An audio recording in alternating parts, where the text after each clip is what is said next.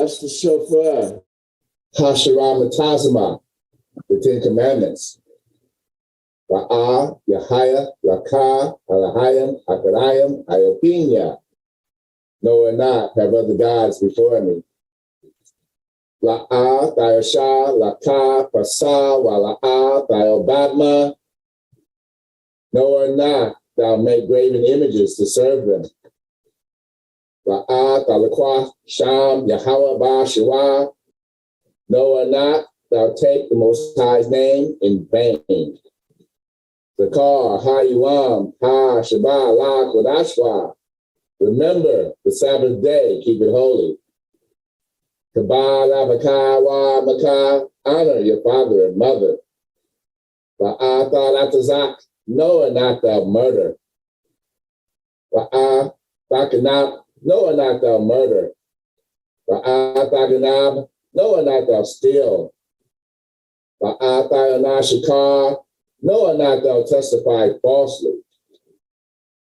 Ba'ah, Kamad, Kala, Shara, La, Rakaya. No or not thou covet, which is our neighbors. Selah, hallelujah.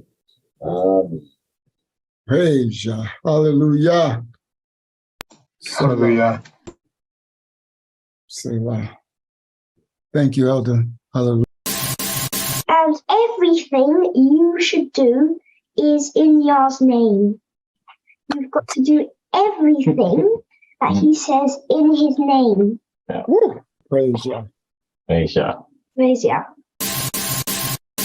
Romans 11:5. That's what we was talking about, that remnant. Praise Yah. Praise Yah. Praise Yah. Thank you, Yah. Praise Yah. Yes. Respect Yah's house. Hey, Maya is Toto. Hey, Maya is Toto. Toraba, Toraba, Toraba, Yahaya. Toraba, Toraba, Toraba, Yahaya. Yeah. Praise Yah.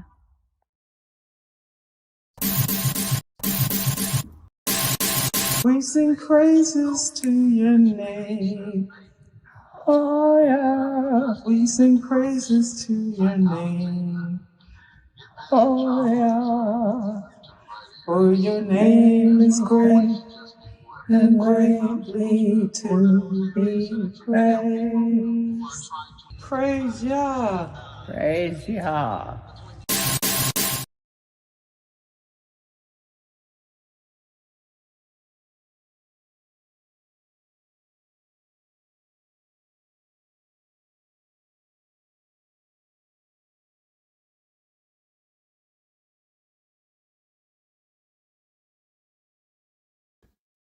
All right.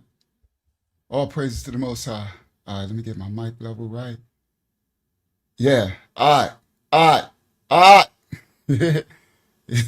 I don't know if I'm going to get loud. I don't know. Probably not. I'm doing it's going to be a pretty dope show tonight. Put in a lot of work for this. Peace and blessings of the Most High to you. Hold on, let me get myself together so I look a little bit of presentable. Get all this new growth together. Get yourself together. All right. All right. Oh, I didn't mean to do that. There you go. All right. Peace and blessings, everybody worldwide. Welcome to the House of the Most High. I am your host, Uncle Yahya Shah, also known as Uncle Yahshua around the world. And this is Divine Discussions. Divine Discussions. Time to divinely discuss some lifetime events and give some spiritual answers to the Most High children's questions from all over the world. Welcome to Divine Discussions. Facts. All right. Praise Most High. Shout out to Chris Turner in the building. Shout out to Sister Phyllis Richards in the building. Shout out to the whole Mashiach Assembly Ministries in the building. Shout out to the Most High of all things. Shout out to Brother Enoch in the building. Sorry, I'm trying to scroll up. Sister Lavaelle in the building. Trying to scroll up just a little bit. I can't go up too far. Too many chats. Sister Tasha J. Shout out to Tasha J in the building. All right. Sorry, guys. I can't scroll up too much further. All right. Let's get started. So let me put my link to invite my brothers and sisters on the screen. Copied. Come back to y'all. Control V. Enter. And check my mic. Make sure the mic sounds nice. Yep, the mic sounds decent. Check one. I probably might turn it up a little because I might be a little calm. All right. Then I'll get loud later. Might answer some questions later. So I'll just turn it up. If y'all hear me get a little excited, get a little louder, y'all let me turn it down so it doesn't peak if I start to get too loud. All right, yeah, shout out to the Most High, shout out to y'all, right? We give shout outs to everybody else, right?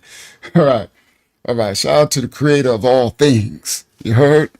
Whatever y'all call him, for those who seek in his face truly in righteousness and spirit and in truth. You heard? Shout out to the creator of all things, the source, the Abba, Yah, the Father, the creator. All right, let's get started. Shalom Elder Taj Balayah Yanapah in the building. All right, let me stretch that out. There we go. Now we're a little bigger. Okay, so now the title of tonight's live is What Did the Wives of the Fallen Angels Do on Earth? All right, very interesting topic, very captivating topic. As y'all know, I strive to not just regurgitate, and I try to do diligence to bring extra understanding of these topics, these topics that the Most High has me to cover on this channel. So tonight we're doing another one, and I put in that work, that ayada, and I think y'all should enjoy some of the revelations that's going to come out about the fallen angels and their wives. You understand? Their wives. All right. So let me put the thumbnail up. All right. How am I gonna do this? Yeah, I could just put that up for the time being. Let me see which one I want to put up. I got two. Which one I want to put up? I'm gonna put up this one. Let me see how it look. Yeah, I'll put up that one. All right. So, Shalom, Yashiyaha, Ahabaya, and family. Shalom, family. All right. Now, let's go to share screen, present, share screen. We're getting this party started. I know a little later, people come in later, but they can rewind and catch up. Share. Let me see what y'all see. Whoo! Woo-hoo! Hey! All right now. We rebuke all this in the name of the Most High. Yeah. All right. This lesson is covered under the authority of the Most High and the ministry that he ordained to go forth and spread his word and be his image on earth. This house is covered under the anointing of this covering of this ministry. I bind and control all different spirits that come forth through the teaching of we are exposing and revealing the darkness. We are the light on the earth. We are the righteous of the Most High. And it is an Armageddon war against the darkness of the adverse. So any darkness or any spirits or any devils or any fallen entities will not have any admittance into anybody's homes, phones, anybody's spirits, anybody's souls, anybody, because this lesson is covered under the authority of the Most High, given unto us who take our rightful election, our Rada Yah dominion that he gave us, those who are righteously in his likeness, being an image. And these are laws according to the Shamayam, the heavens, that I take authority over all spirits. There will be a video played. Shout out to Miguel Ramos. There will be a video played and y'all will see images of the falling, images of some of the wives. And I'm just taking the authority right now, first and foremost. as we're ordered to do under the Most High, that we take authority over any principalities and spirits. We are battle principalities and spirits in high places. I ain't scared of none of them. The Most High got order. Don't be scared, little children. Don't be scared, children of the Most High. You're covered in spirit and in truth.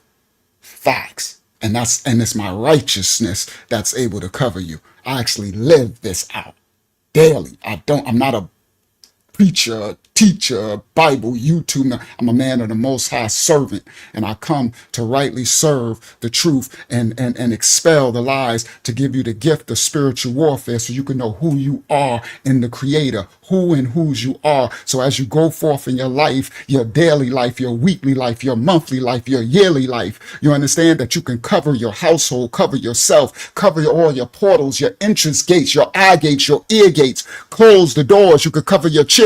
You could cover your loved ones. You could prepare for the collapse. You could prepare for the day of Yah, the day of the Most High. They call it the day of the Lord in the Bible. The 1,000 years of woe, the Armageddon war between the light and the darkness, the righteous and the unrighteous. I come here to prepare you in righteous sake. In the name of the Creator of all things.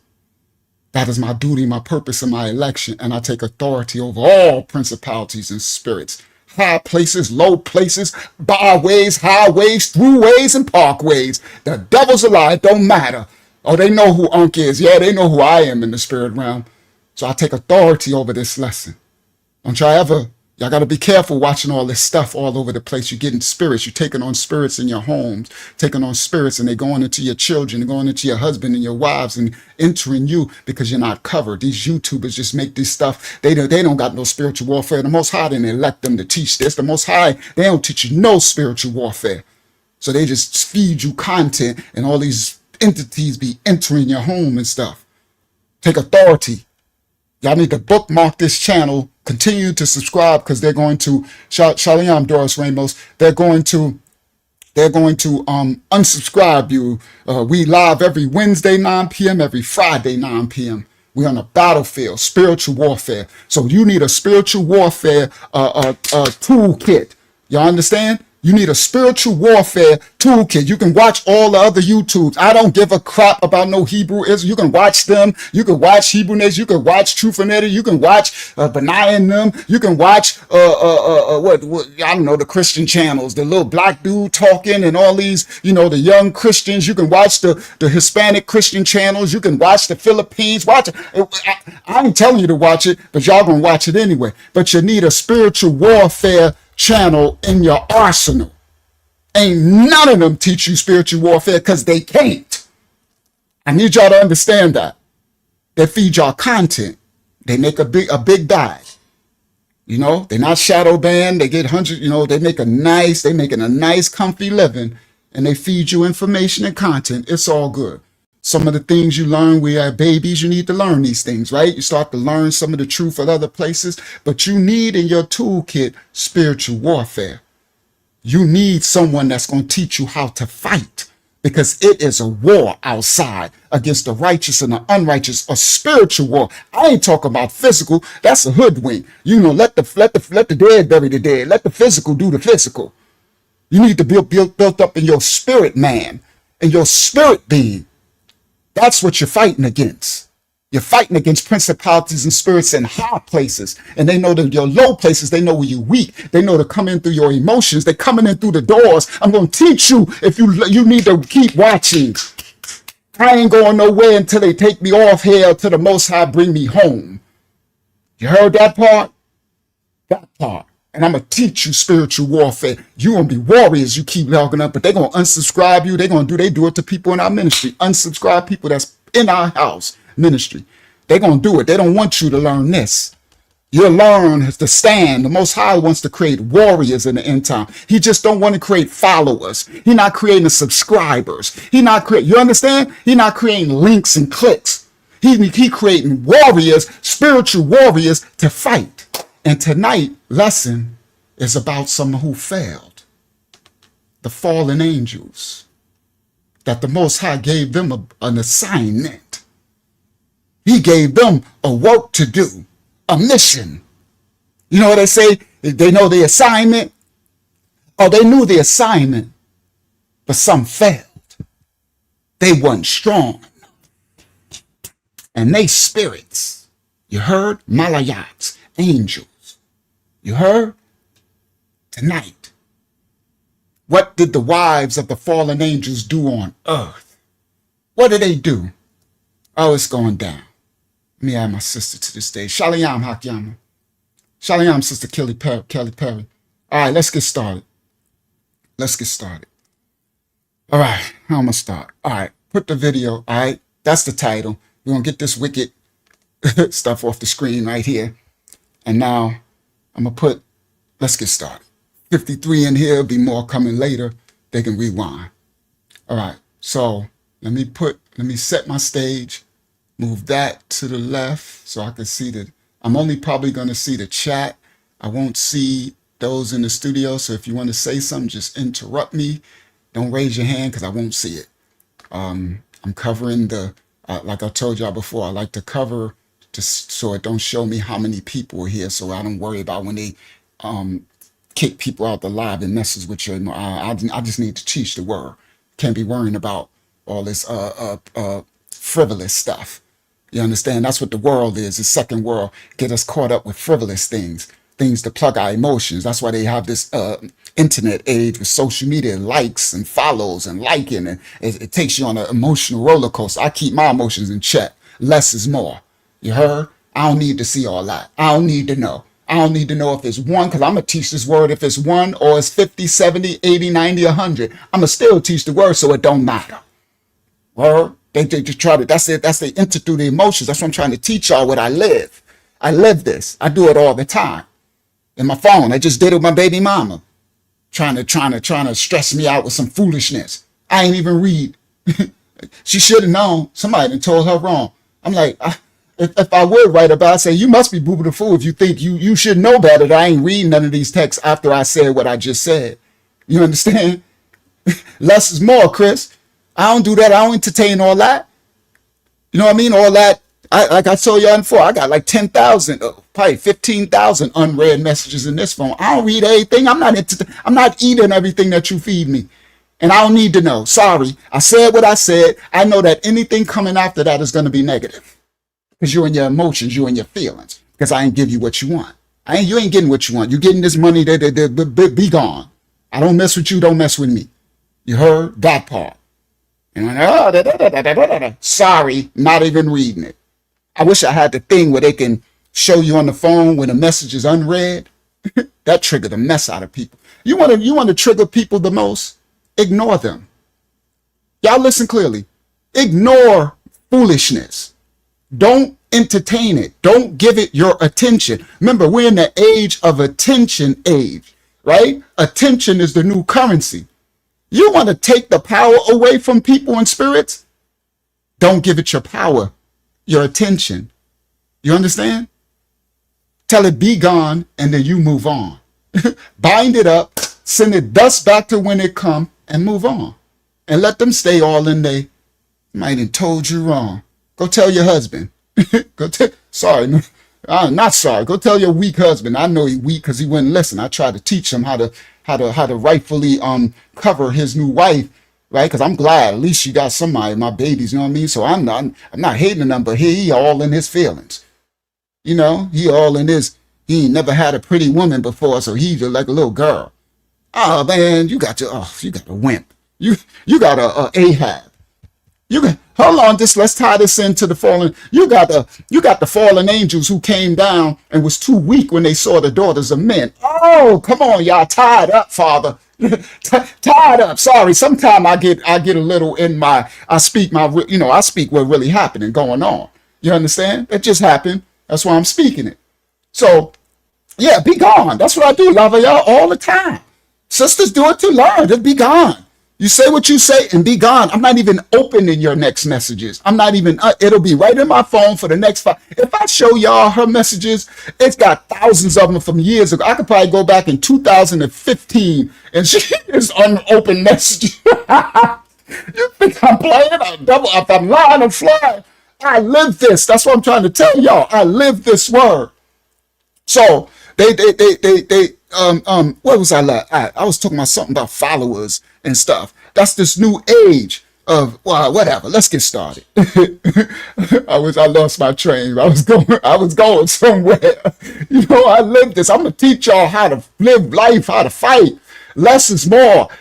Guys, the Hasatan is the author of confusion. Yeah, we're in the attention age. And what do they want you to do? They want to consume you with information, right? It was the information age before. Now it's the attention age, and they overload you with information. Now with AI, it's getting more and more.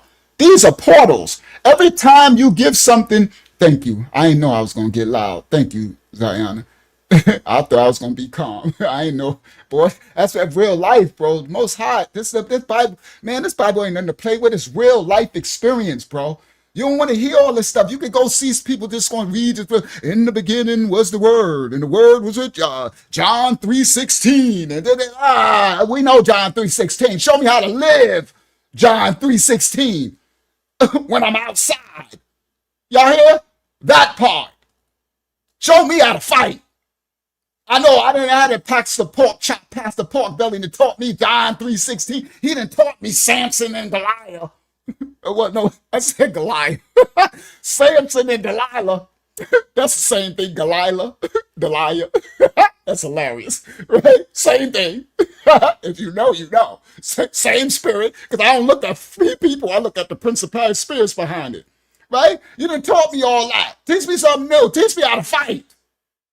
That's what I was talking about. Y'all need a message. Y'all need a ministry that in your arsenal, in your toolkit, in your backpack. It's my spiritual warfare one. Mashiach Assembly Ministries, that's my armor. That's my gun. What the Messiah say? What they calling on Jesus? What did he say? He said, sell your coat and get 2 guns. That part, not the Jesus that's tipping through the tulips. I'm talking about the Mashiach. You heard? The anointed one. The one who wasn't taking nobody's mess. The one that said, get behind me, Peter. Get behind me, Satan. Hashatan, when he was talking to Kafaya Peter, that dude, that part. He said, sell your cloak and get 2 guns. You need war. Come on, war ready, Yasharallah. You need war ready. You need a ministry of spiritual warfare in your toolkit. Come on, Amanda W. and Brother Blake. That's what this house is. So y'all come on. Y'all make sure y'all gonna have to continue to resubscribe because they're gonna be unsubscribing you. Y'all gonna have to put in your mental Rolodex every Wednesday, every Friday. I know Unc got some warfare to teach me. I know the house of Yah gonna come with some warfare. I can laugh all day over YouTube and TikTok. I can watch all the other Israelite stuff and get whatever. But I know every Wednesday and Friday it's some spiritual warfare going on. That part, put that in your knapsack. You're gonna need it at the end. You better listen to what I'm telling you. Later, you're gonna wish you had it. That part.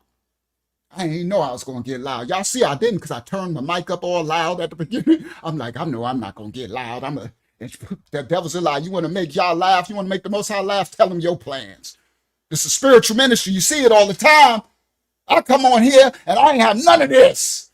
I thought I was going to start nice and calmly, put this little wicked fallen angel woman, put this little siren on the screen, and I was going to explain the little intro, and I'm going to get to the video and everything, and here it go. That's called the Rayak HaYakadash. The Holy Spirit speaks through, and it speaks what the Father tells it. That's a spirit-led ministry. That part. And I don't even like when I yell. I like when I'm calm. What I'm about to do once I start telling this teaching, I'm going to get back calm. I like that. But I know that when the Rayak speaks, y'all feel the Holy Spirit. The Holy Spirit-led ministry.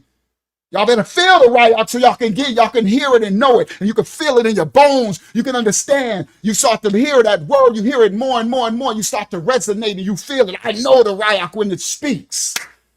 The Holy Spirit. Praise the Most High's holy name and his rightful order. I hear you, Father. I see what you're putting down. None of this was planned. I'm hot now. I'm hot and sweat. Spiritual battlefield. Now I'm hot. Where my rag? Okay, I got it. Now I'm hot. And I got a tank top. I'll be wearing tank top. I'm sweating all under my tank top. Oh my goodness. Praise the Most High's holy name. It makes sense because I'm about to call out these fallen angels that slept with the daughters of men. What happened to the women? Oh, let's go. Let's get started. Let me get this siren off the screen. Oh, I'm hot to death now, boy. Boy. Boy. All right, maybe my body will cool down after we get started. All right, so stop. All right, so now I do present, share screen, and there it go. Bang, share. Now make that smaller, set my stage. I can't see y'all, so y'all gonna have to interrupt me if y'all want to say something. And what, let me see, what do y'all see? There you go. All right, now let me make it full screen. Let me see what y'all see. There you go. This part. You know how I say that part? This part. Let's go, House of Yah. Let's go, children of the Most High worldwide. Let's learn about what did the wives of the fallen angels do on earth? Oh, let's go. Here we go. Starting now. I'm gonna press play. Oh, I want to say you're gonna see a lot of images of, other nationalities, some, what they call white people and stuff. Don't get in your feelings. We know where I'll break this down. So I'll be having a hard time and stuff grabbing some of the images and making it black because AI will make them white. It's just a mess. So, and sometimes I don't have time because we taught the study.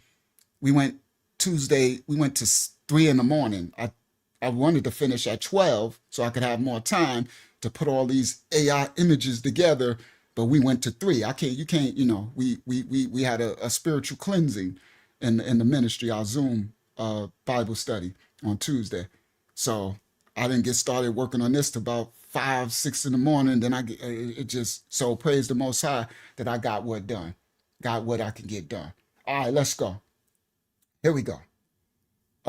Start here. Bang. Let's go. All right. The fallen angels and the wives of the fallen angels. All right, children. I'm probably going to have to turn my mic up a little bit because now I'm about to get calm. Yeah, there we go. There we go. All right, children. Let me turn it. All right, children. There we go. That's good enough because I ain't going to yell on this part. Everyone worldwide. Most of us heard about the fallen angels sleeping with the daughters of men, right? That's in the book of Genesis. Let me do it this way. That makes sense. Thank you, Father. Father said, do it this way. I got you, y'all. Let's do it this way. I got one more better. Let's start this way. Present, share screen. Where you at? Where you at? Where you at? You're somewhere around here. You're somewhere. Where you at? Why is all these tabs open? I don't see you. Okay, it got to be over here. Let me click it. Give me 1 second. I'm coming. Bingo, clicked. Now come back. Cancel. Do present. Share screen. There we go. Now we're cooking with olive oil. Let's do it first. Let's start out correctly before we get to it. Let's start out where did the rooter tutor come from? Because we got to do the basics. So the basics is there was angels that the Most High commissioned to come down to watch over us. Okay? To watch over us. You know why? Because Genesis 3 and 6. This is what you call 66. This is sin. This is when Adam and Eve transgress the law. Before this, back here, page 1 and page 2. Page 2 is just a synopsis of page 1. This is the Garden of Eden. This is the Most High's will for us, covenant, what he created us for. There was no need for no watchers here. That's why I want y'all, I'm starting it this way because let me walk it on down, Delilah Shah. We're going somewhere. If y'all know, you know. Now, there was no need for watchers to come down and watch over Adam and Eve here. When the Most High created them on day 6, down here, day 6, when it was very good. See that? He saw what he had made. Behold, it was very good. He gave them instructions. He told them what to do, what not to do. Okay? And then on page 2, it went into more details. That's what page 2 is, the synopsis of page 1. It's not 2 different accounts. It just goes more into the details of what he told him to do. So do not eat from this tree and da-da-da-da-da, right? He gave him laws. Now, there was no need for no angels to have to come down and watch over because there was no sin here. There was no transgression yet. But you go over to Genesis 3. Okay, here we go. Score 6.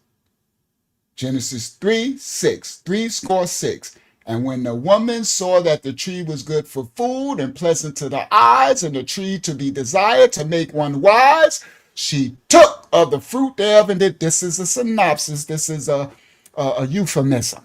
Okay? Now, that means she transgressed. She did what the Most High instructed her not to do. She broke the law. And she gave also unto her husband, and he broke the law. So this is telling you who broke the law first, what happened, okay? And then Adam, weak butt, okay? So Eve, her wicked self, and Adam, weak self, okay? That's what these two idiot juices did and messed us all up. Okay? Now, she did eat, she transgressed, gave it to her husband, and he transgressed. And then this is where the curse, the punishment of mankind, the expulsion from Ayadan, Eden, his presence. Okay? Now sin is in the world. So after this, everyone who come forth through them will come forth with sin lodged in their heart. Okay?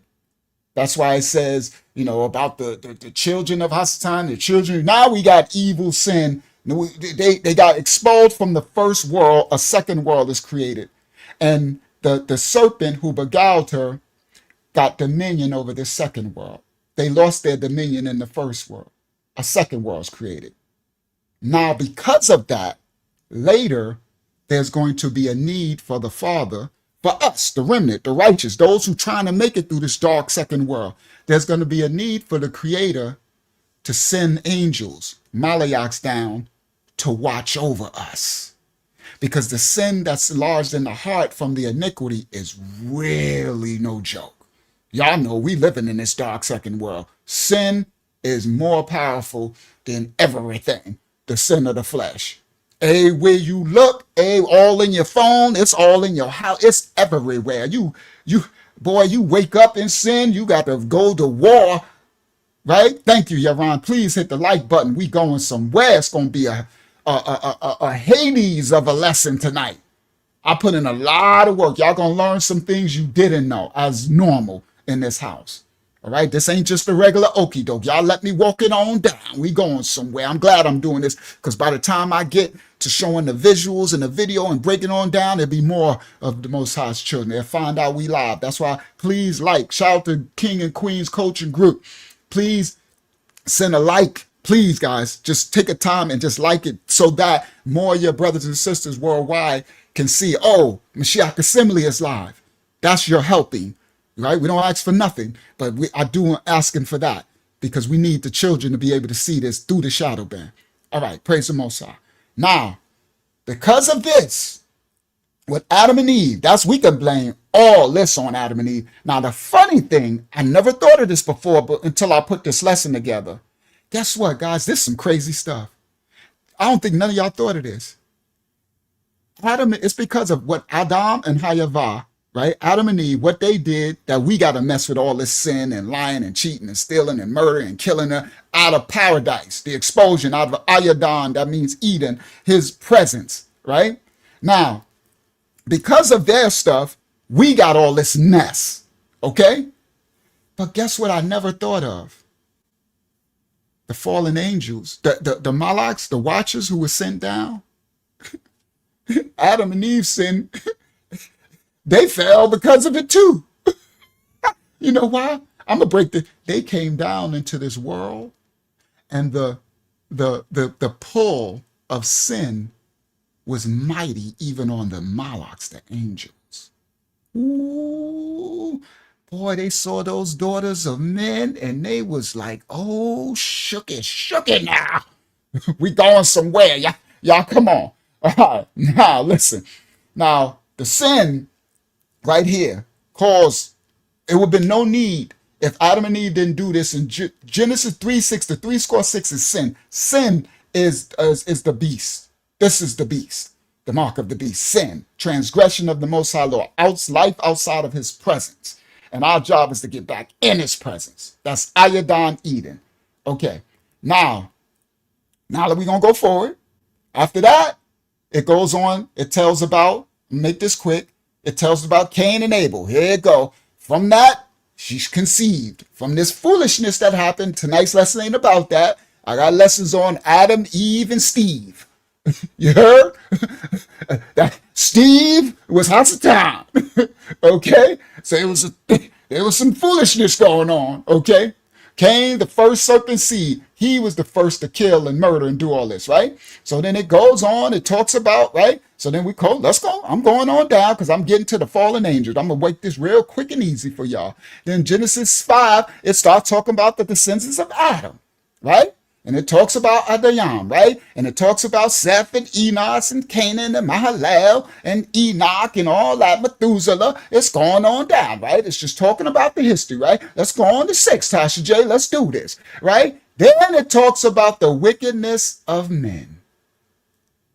So now I'm giving y'all a timeline. From Adam and Eve, from Genesis 3 and 6, their transgression, there was a time that they had children, Cain, Abel, descendants going forth. But once they got kicked out, once they did this Genesis 3 and 6, a new world was created, and the devil, the adversary, Hasatan, who went into the serpents and seduced Eve, he got dominion of this second world. Now, the Bible, it just talks about the lineage going forward. There was a righteous lineage through Abel, and an unrighteous lineage through Cain, Cain. Okay? And that's why, and it's mirrored. That's why you got 2 Enochs, like 2 Methuselahs, 2 this one's, 2 Lamechs, 2. It's a light, and a dark. This is the war. I started off telling y'all spiritual warfare. It's been since Adam and Eve transgressed. It's a war against the light and the dark, the righteous and the unrighteous. The war is within you. It's within your heart. It's a wicked and evil continually. You got to expose it and receive the heart of the Most High daily. You got to renew it every day. Now, so we're going forward. It just broke down. I have a question. How you just mentioned there was like 2 of each of them with the light and the dark. That's like the Habaraya, Facts. the letters. Yes, absolutely. That's the completion that the Most High created from the beginning. Everything has a completion. A light side and a dark side is complete. 360. Now, the wickedness of men. All right. So it just tells the genealogy. It's telling the story. And then we get, after it's telling the story of all the genealogies, we get to Genesis 6. And it says, and it came to pass when men, Yasha, since it's been a while, I know it's Hakiyama's night, but it's been a minute. You want to read this really quick just because it's been a long time. I'm sure Hakiyama don't mind. You want to read this really quick? Yeah, I can read. Barashayat 6 and 1. And it came to pass when men began to multiply on the face of the earth, and daughters were born unto them, that the sons of the Most High saw the daughters of men, that they were fair, and they took them wives of all which they chose. Pause. So the sons of the Most High, and we're going to break this down in a second. I'm going to put the video on the screen. I'm just walking this down to get there. They saw the daughters of men. That fair mean they were popping. The fallen angels saw those daughters of men, And they felt the way Adam felt when he saw Eve. They was like, what in the blood of my blood, flesh of my flesh is happening here? You heard? And they took them wives of all which they chose. Okay, continue, Yashin. And Yah said, my Rayat, my spirit, shall not always strive with man, for that he also is flesh, yet his days shall be 120 years. There were giants in the earth in those days, and also after that, when the sons of the Most High came in unto the daughters of men, and they bare children to them, the same became mighty men, which were of old men of renown. Pause. All right. Now, what happens here is religion and the Greeks and the Romans and these others, they took out the apocrypha, the middle of our scriptures. So there's what appears to be gaps, but we about to fill it in. Okay? So this is telling you that because of these transgressions, the Most High shortened the lifespan of man. Okay?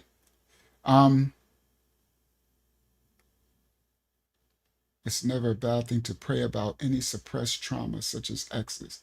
No, pray it away. I'm guessing that's what you're saying, Amanda.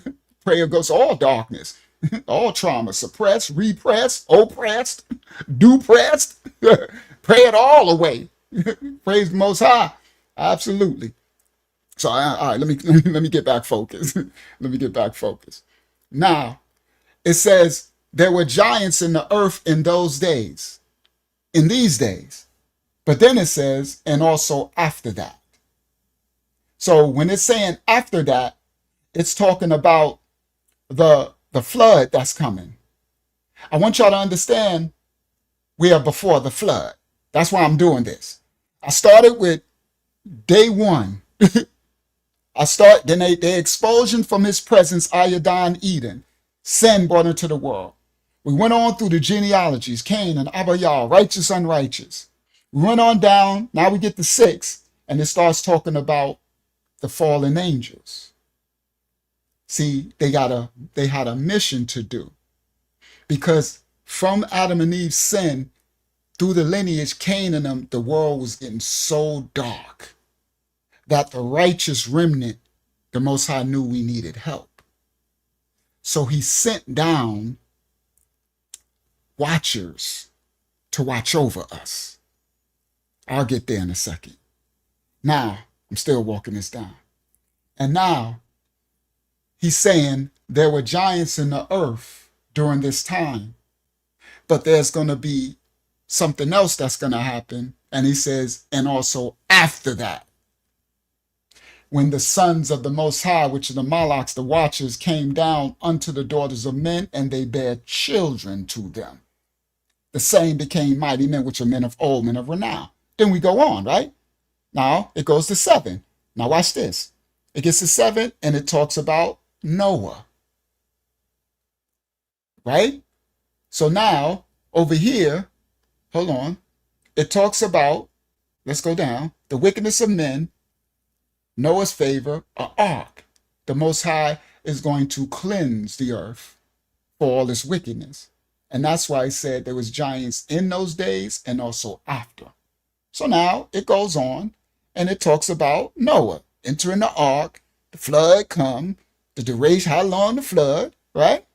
And it goes on. It talks about the flood waters receded, Ararat, I broke that down, right? Noah and them in the ark, they leave in the ark, okay? All right? Then it goes on and it talks about, that's where you get the rainbow. Now, the rainbow don't belong to those people who trying to claim it now, okay? Yeah, they don't belong to, I won't wear it no more because you look crazy. Remember, give Caesar what's Caesar's, right? He don't got the rainbow in his, but I sure enough ain't putting no rainbow clothes on going outside. You're going to look crazy outside, right? We got to know what this is, right? Looking like you in covenant with something you're not. But they don't have that, okay? That rainbow is the covenant between the Most High and his children, okay? Now, So then that's the covenant, right? Then it talks about Noah's sons. Okay. Now you talk about Shem, Ham, Shem, and Japheth, who are going to go forth, right? All right. And then it got to Canaan's curse, Shem. Okay. Then it continues. I'm going somewhere. Watch this. Then it talks about Japheth, right? And the Japhites, the son, then Ham. And Ham and Cush, and that's where Nimrod come from, and all this stuff. Now, through this, you still got this sin. Remember, he said that there will be giants before and after. Okay? I'm walking this down, right? There you go. Wherefore it said, even as Nimrod. Okay? And this is Babel, right? Now, and then Canaan. Then it talk about Shem, Elam, Faxad, Aram. I done broke that down, right? Let's continue. I'm getting there. We gonna get there. Then it talks about the Tower of Babel. That's Nimrod and stuff. And the people, right? They still doing this foolish stuff. Then it talks about the genealogy of Shem to our grandfather, Abraham. Okay? And it talks about Eber. That's where you get Hebrew, Habariyah. That's his name. Okay, let's continue. Let's just go on down. Talk about Terah, Abraham's dad. And he was wicked. He was serving darkness, showing you that the enemy could come from those of your own household lineage. Let's continue. Then it goes on down, and he calls Abraham, right? Now, he blesses him. This is when he chooses a set apart lineage in the earth. This is for the remnant, okay? Because another thing, he's about to do another thing in the earth, all right? I'm just doing this really quick. So then he calls Abraham, right? This is when he calls this as a set apart people from his lineage that's going to go forth, a remnant of righteous. That's us. If you logging into this, I don't give a crap what Christianity, Muslim, Israelite, wherever if you logging into this one, you're seeking the Most High's face and truth, and he allowed you to find this channel through the shadow band. So that means this remnant is you. It's talking about all of y'all. I don't care crap what nationality you are either, because a remnant of every nation, kindred, and tongue and people will cleave. Do y'all understand? So if you hear, he's talking about you. You're on your journey. That's remnant. All right. Now, Abraham part ways, right? Then Lot. Now here we go. Sodom and Gomorrah, right? Then Abraham. Let's continue. I'm going somewhere. We almost there. Here we go. This is where I was going. So now it told the genealogy. We got from Adam to Eve. We got the transgression. We got the Cain and Abel. We got the genealogy. Then it went to the fallen angels. He sent these angels down to watch over for us, the remnant, the small amount of the righteous through all this text. And now, then they went through the genealogy. Then they went through darkness is happening. He wiped the earth with a flood. They came off the flood. He talked about Ham, Shem, and Japheth. Later it goes on. They're getting dark and sin again. He chooses Abraham to be righteous. He's going to choose through his lineage. Bang, we get all up. Abraham goes, you get Sodom and Gomorrah, and here we go. Here we go. Now,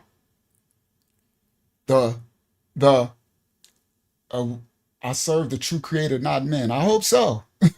I hope you do. Serve the creator, not men. All right. Now, shout out to Always Praising Yah. And shout out, who was that just said that? J Laws. Doris Ramos said, no sound. You got to restart your thing, because if I didn't have sound, they would tell me. All right. So restart your thing, Sister Doris, if you ain't got no sound. Now, this is what I want to show y'all. And it came to pass in the days of Ophramel, king of Shinar, and Arak, king of Edda, right? Watch this. Out of nowhere, all these were, here come, where is it? Here we go. 12 years they served Chedorlaomer, and in the 13th year they rebelled, and in the 14th year Chedorlaomer and the kings that were with them smote the Rephaim. Bingo. That's what I want to point out. I did all of that because now I'm about to break down the fallen angels, daughters of men, and I'm going to put the video up.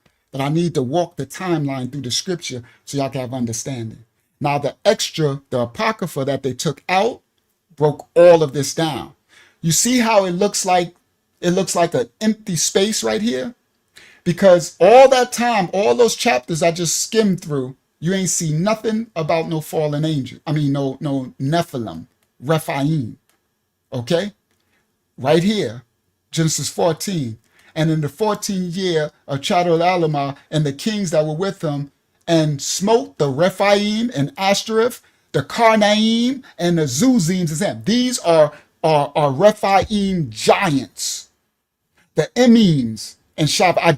It's interesting because I just broke down the Rephaims and the difference between the Nephilim and the Rephaims. It says, in the Horites and the Mount of Seir and Elephon, which in the wilderness. So now you see right here, and look, goes down, it says, in the country of the Amalekites and the Amorites. Okay?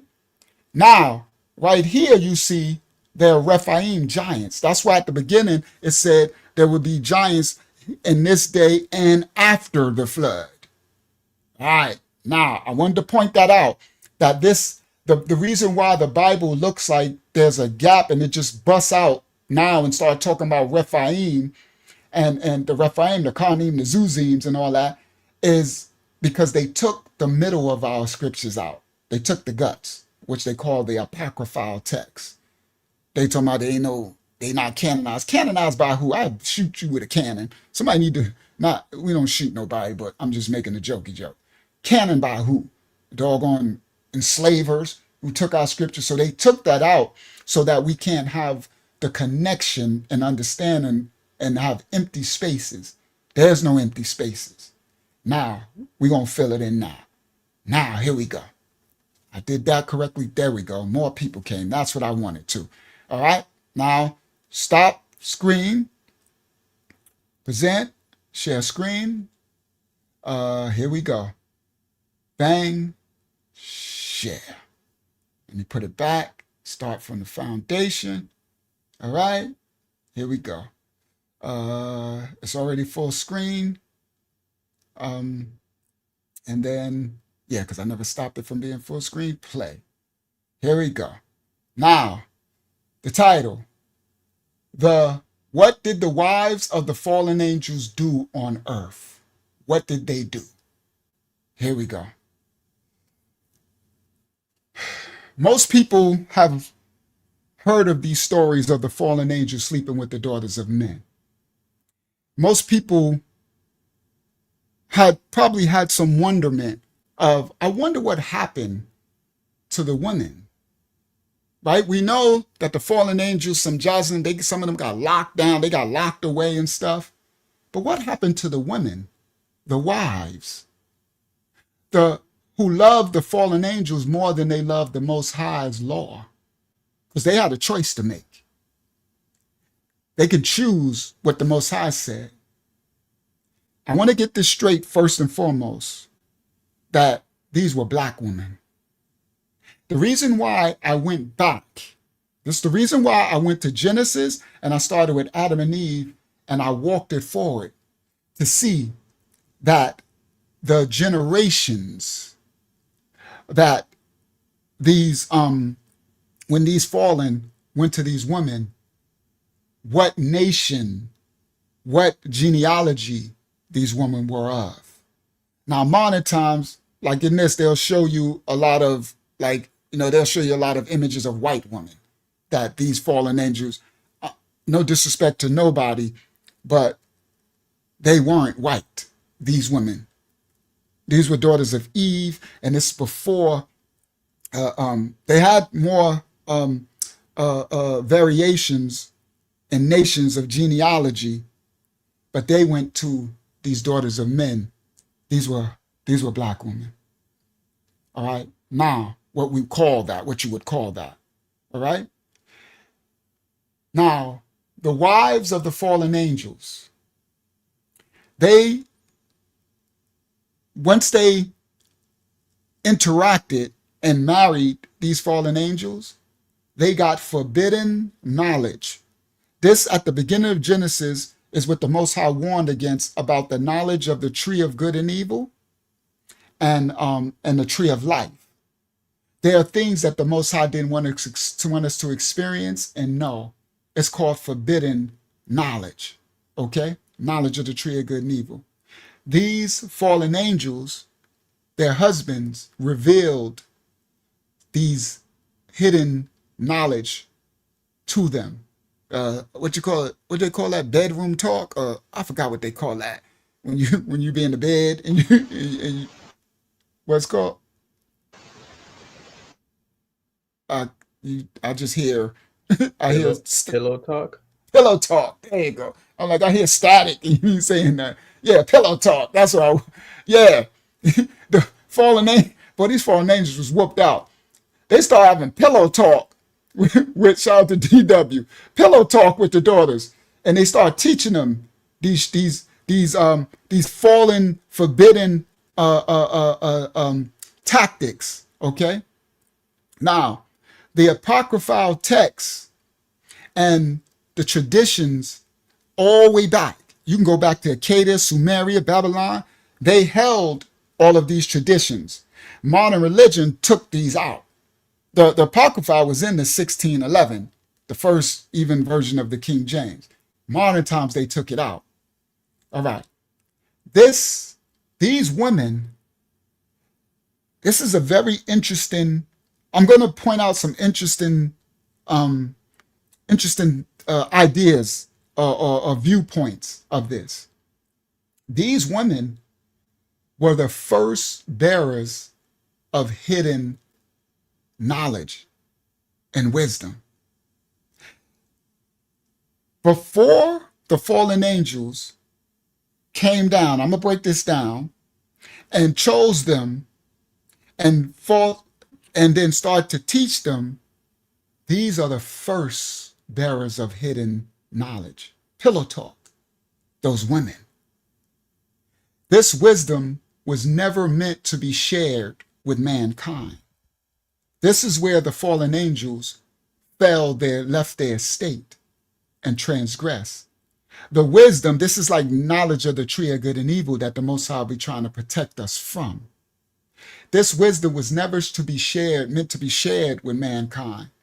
These are heavenly, or what they call celestial secrets or doors.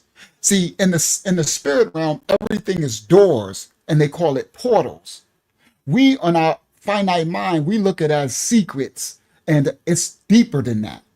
It's doors that once you open it, things come in. See, when you look at things that just somebody telling you something, it's just secrets, and you don't understand spiritual warfare, that these are actually doors, portals open, and things come in. Okay? So these things that the fallen angels told to these women were portals that was never supposed to be open, these things with mankind. It was these understandings and wisdom was reserved for the spirit, the celestial realm, the Shemaic realm. They call it the divine realm. These secret teachings, portals, were imparted to these women by the rebellious angels, the watchers. We going somewhere, Yahakanah. This story that I'm about to break down is about the most monumental, the big magnormous case of love at first sight that ever. Y'all know they had that TV show, Love at First Sight, or something like that, years ago. I don't know. I don't watch TV no more. But years and years ago, right? This story right here of the fallen angels sleep with daughters of men is the most insane, biggest case of love at first sight going wrong in all the history of mankind. Okay? Love at first sight going horribly wrong, Brother Enoch. Okay?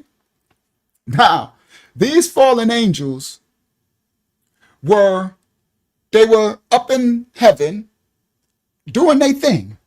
Okay?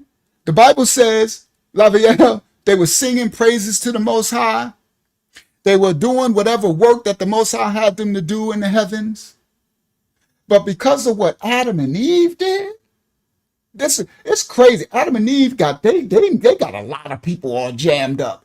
They even got these fallen angels. I never thought of this part. They got these fallen angels jammed up. Yo, guys, these ain't, they wasn't falling in. They was up in the heaven minding their own beeswax. They up there doing them, right? Doing whatever it is they need to do. But then, because of the sin on earth, the Most High, like, all right, I got a mission that I need to go down. I got to work. I need some Malaks. I need y'all to go down and watch over my children. There's a remnant of these children from Adam and Eve being born. Half will be like Cain. The other half will be like Abba Yah, Abel. One of you, some will be righteous, some will be unrighteous. 2 nations will be in your womb. So y'all understand the analogies in the scripture? The enemy come from those of your own household. You could give birth to one little righteous kid and one little devil kid. You're better, the devil's alive. You think if I'm lying, I'm flying. Y'all better read or know this manuscript. So now these angels were up there doing their business, and they like, okay, and you always got to volunteer, so it's their fault. So we don't blame, well, I still blame Adam and Eve because they would have got it right. It would have been no need. But they asked, the Most High says he got a mission to do, and you have to receive it. He never forces. He gives a free will. Angels have free will, Malachites. So they chose the assignment, and they're like, okay, we'll go down and we'll watch over we'll watch over the children and help them.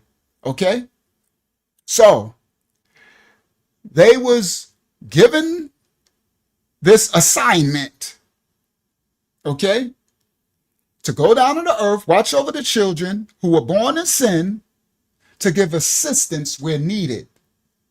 They were sent to fight on our behalf against the dark, the sin, against the dark forces, Hasatan, and all of the dark Sabaoths and devils on earth.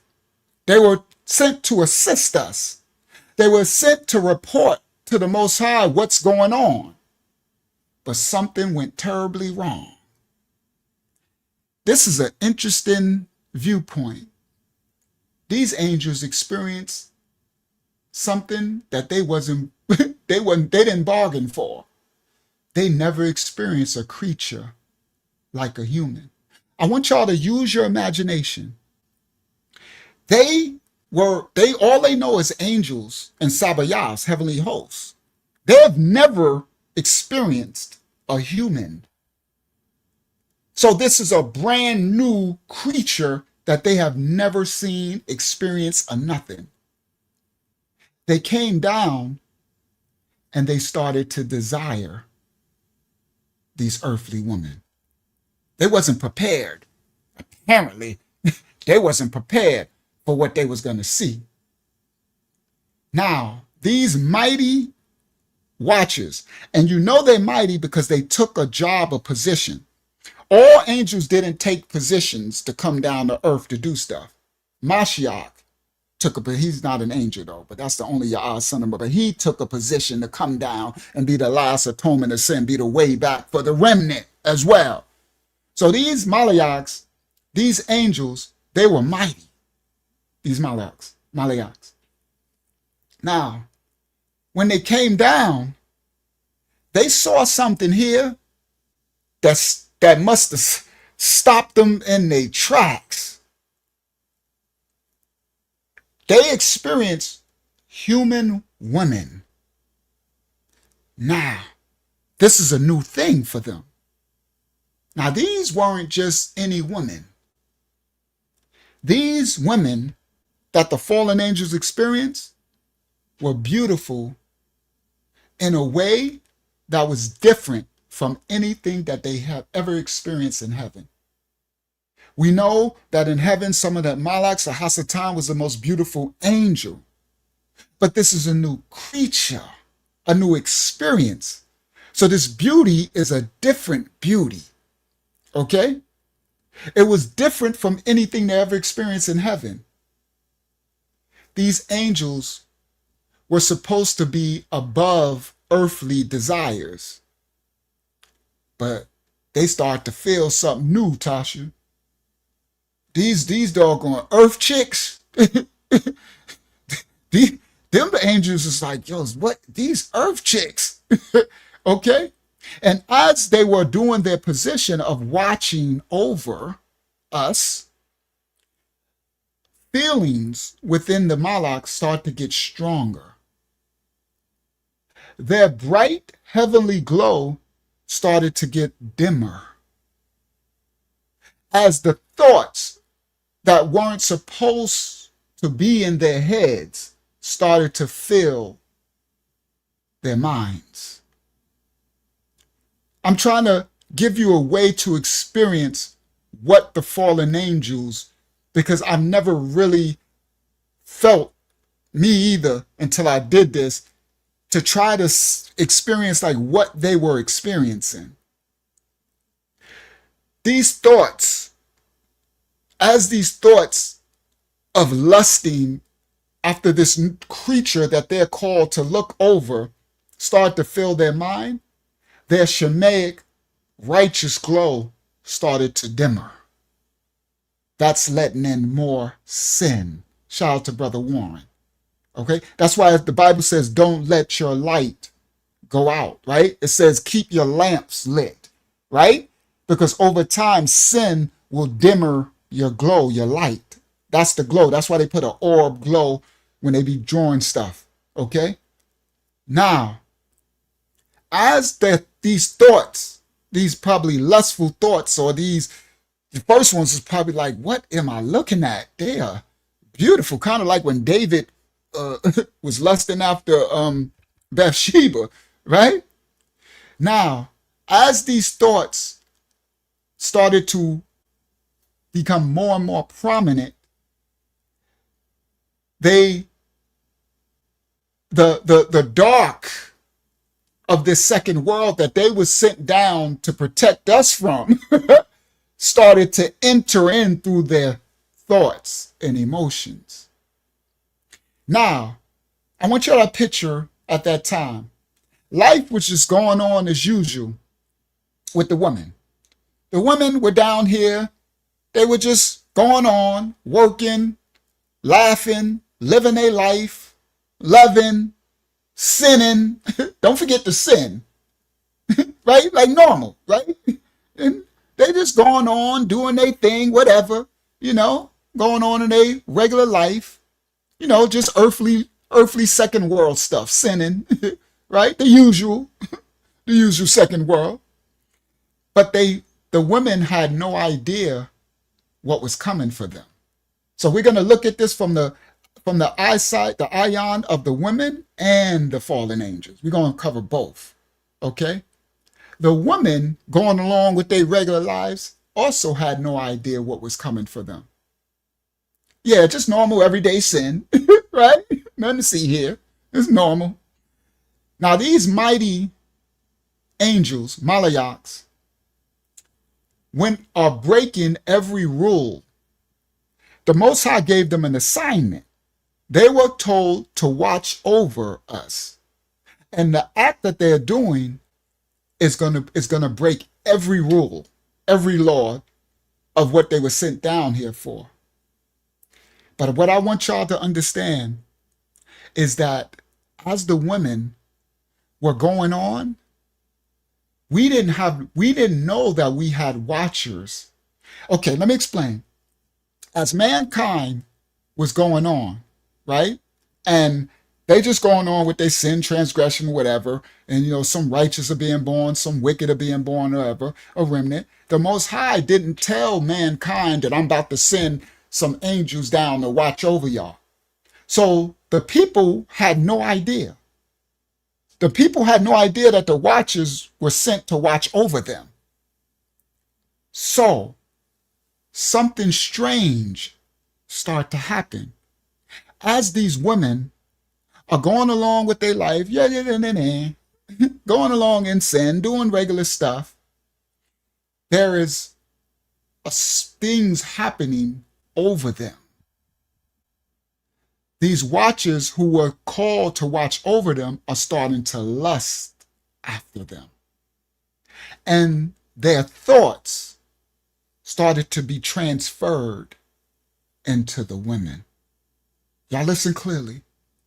As they're watching over them, their sin and the thoughts, what the angels are starting to get darker, thoughts are transferred.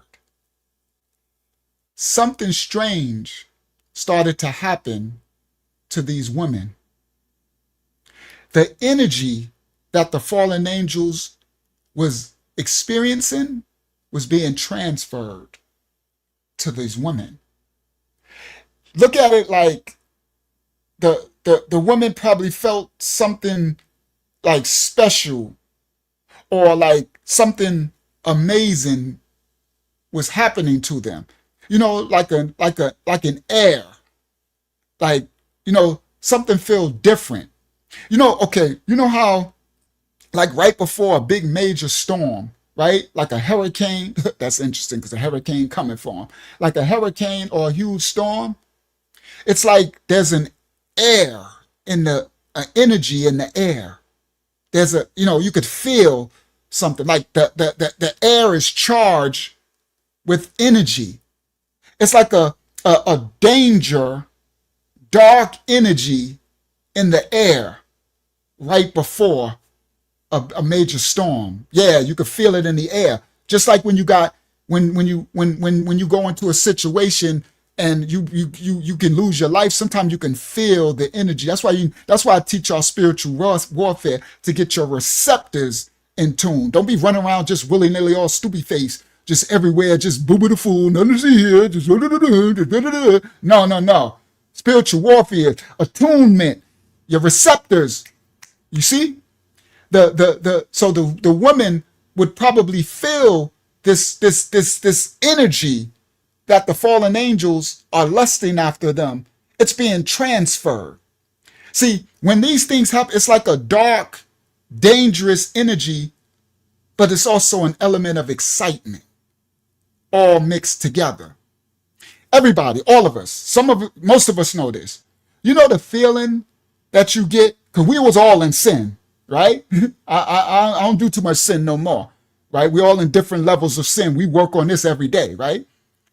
Now, think back. Some of y'all still there, but I got to go back and think back for me, right? You know, remember the feeling when we doing something wrong, right? But it's a sinful excitement to it, right? It's some wicked stuff. I used to experience that when I was into fornication and stuff, right? It's like, you know, smashing someone that you know got a boyfriend or something. Yeah, the thrill of it, right? Or doing the intercourse outside and almost getting caught, or in the in your mama's bed. Yeah, I'm sorry. I did some sin. I did. I was in that. I was about that life in the world. I wasn't wicked in my heart. I was, you know, I was still a good person. But I did some sin. I smash you in your daddy's bed in the thrill of sin, facts, and it just make it more exciting, right? Because while they right in the living room, you understand? Like, this is what I meant. Sorry, don't. This is what I meant. I've done this stuff like this before. We supposed to go in the room and get something, and we in there. It's just the thrill of it. I remember my ex told me that, and I was mad too, but I was like, she ain't want to do it. I'm like, and I think because her family was rich, I think they had cameras. Going back in hindsight, I think she was smarter because she would have been down with it. And I think they had cameras and she knew. So she was probably playing for the camera. She was like, no, we are not doing this. And I'm like, come on, we're going to do it in their bed. Right? They had this big they were millionaires, right? So we all did some sinning. I'm you know, this is a real life ministry. We can't act like we just glory all holy than thou, like I ain't did no sin. The devil's a lie. How I'm going to teach y'all how to battle sin if I ain't have it? I ain't experienced. I ain't conquer. You heard that part? Now listen, we all know that feeling, right? It's that danger, dark energy, but it has a little excitement mix. When we know we're doing something wrong, it's like sinful excitement. That's some really dark, wicked stuff. Now, shout out to Season Never Stop. Now, it's interesting that for these women, it was like It had to be an air of something is looming over me. They had no idea what was happening, that they were being watched by Malaks. Power. A power is watching them, but it's lusting after them, and the lustful thoughts is starting to be transferred into them. It's like the whole world is like holding its breath and waiting for something big to happen. I'm trying to get you to understand, to have more understanding, us to kind of put ourselves in the shoes and like, wow, this is crazy. That could you imagine what was going on? The angels, the fallen angels knew that they were playing with fire. They knew that they were transgressing the assignment that Yah sent them down. Now, they knew that they were supposed to be the Most High's servants, his warriors that he sent down on earth as an assignment on a mission. But let me explain something. We learn from this story that the human sin and sexual energy pull, no wonder a lot of us lose this war. Now we see why the Most High had to send Mashiach down here, angels down here to watch us. Oh, Adam and Eve stuff, that was some wicked stuff. Sin is no joke, and sexual sin is another level, because you know the sexual act is the highest elevation, the highest happiness that two beings, is the highest elevation of physical pleasure that we can be experienced. So that means that that's a big portal. That door is the size, you know how those big mansions got a door that's like 30 feet tall? That's a 100-foot door. That's sexual sin. That even the angels, it's some crazy stuff right here. The angels, they knew that they had this assignment and this mission, but it was something about that human sexual pull, that human sexual energy when they was looking over those sisters, that in the angels kept getting stronger and stronger. And the angels, think about it, they was probably asking themselves questions like, they never asked before, because in the heavens, they never had to entertain nothing like this. So can you imagine them trying to figure this out? You know, like Yash used to say, what is happening right now? What is happening to me? I've never had a thought like, what is this? Because angels don't have sex. I need you to understand. None of this energy is in the Shamayam. There's no marriage and giving in marriage, no male and female. None of that. This is all brand new. Okay, so look to put yourself in the shoes. Shout out to Juliet, Sister Juliet. And I'm gonna answer a question or two after we finish this too. We're gonna do Q&A, so I'm gonna answer some more of y'all questions. So Hakyama and Zayana, log all the questions that people ask here too, because when we finish this, we're doing Q&A before we close out. So he said the angels couldn't resist them yams. Yo, they ain't never seen yams. Y'all done? Imagine it. Ain't no yams up in heaven. Ain't nobody walking around with the booties and, you know, hair. They ain't seen no breastises and all that type of stuff. This was all new to them.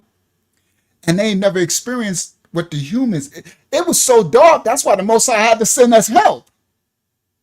The stuff we got to battle with down here. Yeah, Tasha, they ain't never seen nothing like this. So when you think about it, they probably had questions that they had never had to even entertain before.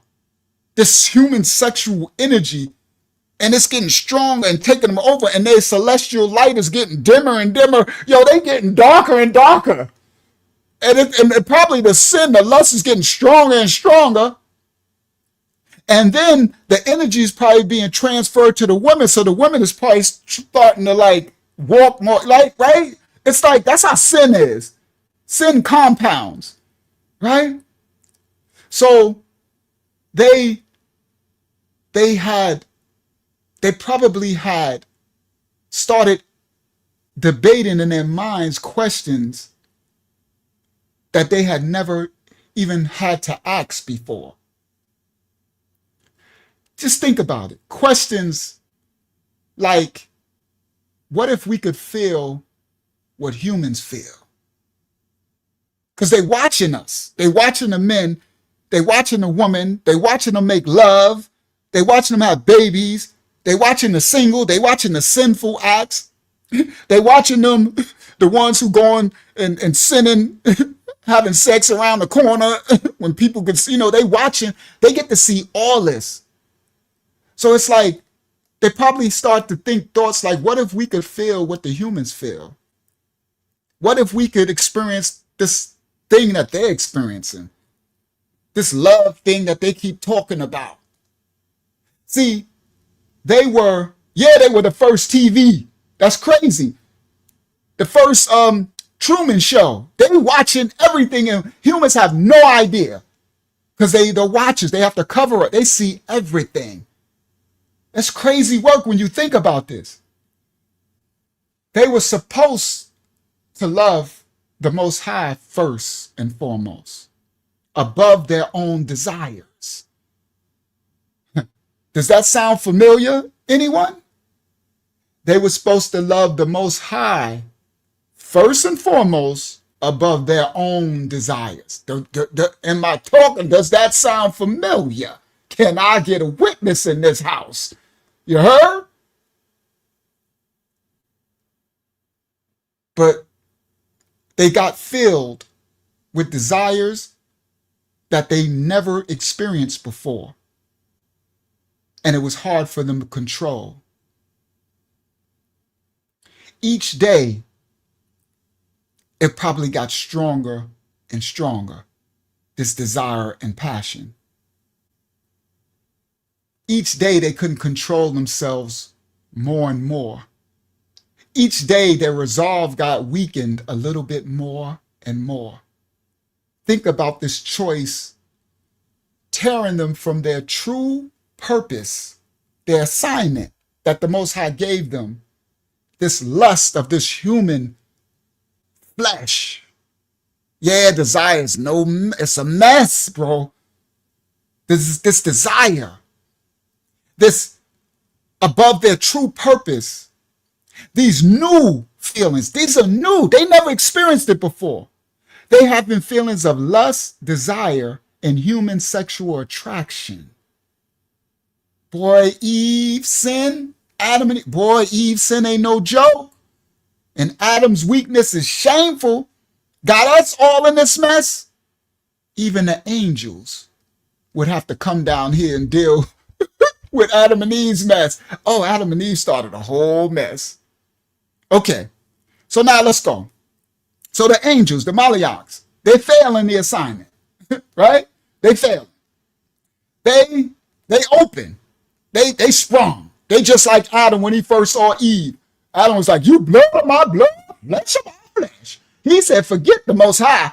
Adam did it. He said, I don't even remember what y'all told us from day 1 to day 7. Once he saw Eve, the Most High didn't tell him to say that. See, that's the thing y'all don't know. The Most High did not tell him, say, you blood of my blood, flesh of my flesh. And he just started spewing. Look, Eve was popping. Boy, that's why the Most High cursed the sisters too. Y'all, see, a lot of people don't understand this. The beauty of the sisters was so it was so powerful. The Most High had to curse them. He cursed their head. He cursed all of it. Because that beauty was a seduction. It made the fallen angels fall. It made, don't get it twisted. And then the other nations followed right after the sister, daughters of Eve. Yeah, they did. They still doing it today, ain't they? They still following. These little idiot, these little wicked black women now all over twerking and wearing this, and you got white girls over there doing it. You got all type of, you got Hispanics, and you got every nation of people following right after. They're gonna follow you in your righteousness or your sin, but they're gonna follow you because the Most High, if it's in your lineage, the natural branch, you're gonna be followed in your righteousness or your sin, but you will be followed. Facts. That's why you got to get it right. All right. So now, these angels, Shalom, Sister Shmura, they're failing their assignment. They so open, just like Adam. When Adam saw Eve, all Yah's will went out the window. All his will. All he saw was Eve. That's why she was able to make him transgress. He knew the law. She sinned first. Her eyes was open. She knew everything, and she gave it to him. And he like, yes. That's why men. That's why they effeminize the men. We ain't supposed to be no go along. That's why I don't play that. Just for my ex try to write me. I ain't reading your text. You ain't got no power over me. The devil's a lie. I said what I said, and that's it. You got what I sent you, and that's it. Don't bother me no more. I don't mess with you and your husband. Don't bother me. And then I can see, here they come. Only reason why I know it's going to be negative because I know a riot. But I see some, you supposed to be, I ain't reading none of it. You got no power and authority over me. Idiot Juice, you should have known that before I put you away. You know I used to do that when we were together. I tell you, when we was want me to marry her, while you was trying to be, become my wife, which I would have if you would have been righteous, I did that then. She'd be, I know you didn't read my text, you're doggone right. Well, if you know, then stop texting it. You see how foolish this is? But I understand. Women are emotional, so I understand. But it's just common sense. Men ain't supposed to be like that. But because of Adam, men are weak. Some men are effeminized. That's why we teach spiritual warfare. We teach the women for their rightful place, and we also teach the men to take their rightful place. Come on, sisters. Y'all know these weak men. Come on.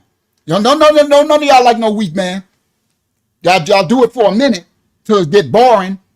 Y'all do it just to get what you want when you're in your sin. After that, you start looking for the dude who's going to tell you no.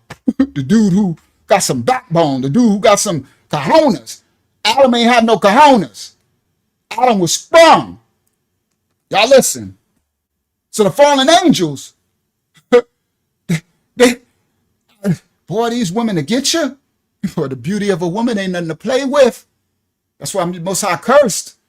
Now, Adam, when these Malaks start failing their assignment, they were just like Adam. They were open like a smoker. y'all know those with a crackhead. Yo, they was watching the door. Can you imagine how long they was watching the door? Now they watching over everybody else, but they looking at. It reminds me of David when he was looking at Bathsheba taking that shower, right? He couldn't take it. He killed his best general, Uriah. I'm like, Dayah, you tripping, bro? That's that beauty of a woman. And then pump the baby, married her and everything, boy. The women to have you. He had to repent, some serious repentance. Okay? So the fallen angels were sprung. They was open like a smoker. they was watching this woman, and they getting darker and darker. I'm sprung. They was in love with the stripper. Yeah, they was. Y'all know these words. I related to today. Today, speak the language so people can understand. They was open. Okay? Now, with this act of them lusting after the daughters of men, everything was about to change in heaven and on earth. These things that the fallen angels did with the daughters of men were never meant to mix. These were the Malaks who stood by the Most High. They seen the Most High creating the stars. They were willing to give all of this presence that they had with the Most High for a chance at human love, human sexual experience. Little did anybody know that this choice would start a chain reaction that would shake both heaven and earth for eternity. These angels were about to learn that some rules aren't meant to be broken, no matter how tempting it is. The moment that these fallen angels started to lust after daughters of men, the moment that magic sorcery thing started to infiltrate and happen to them,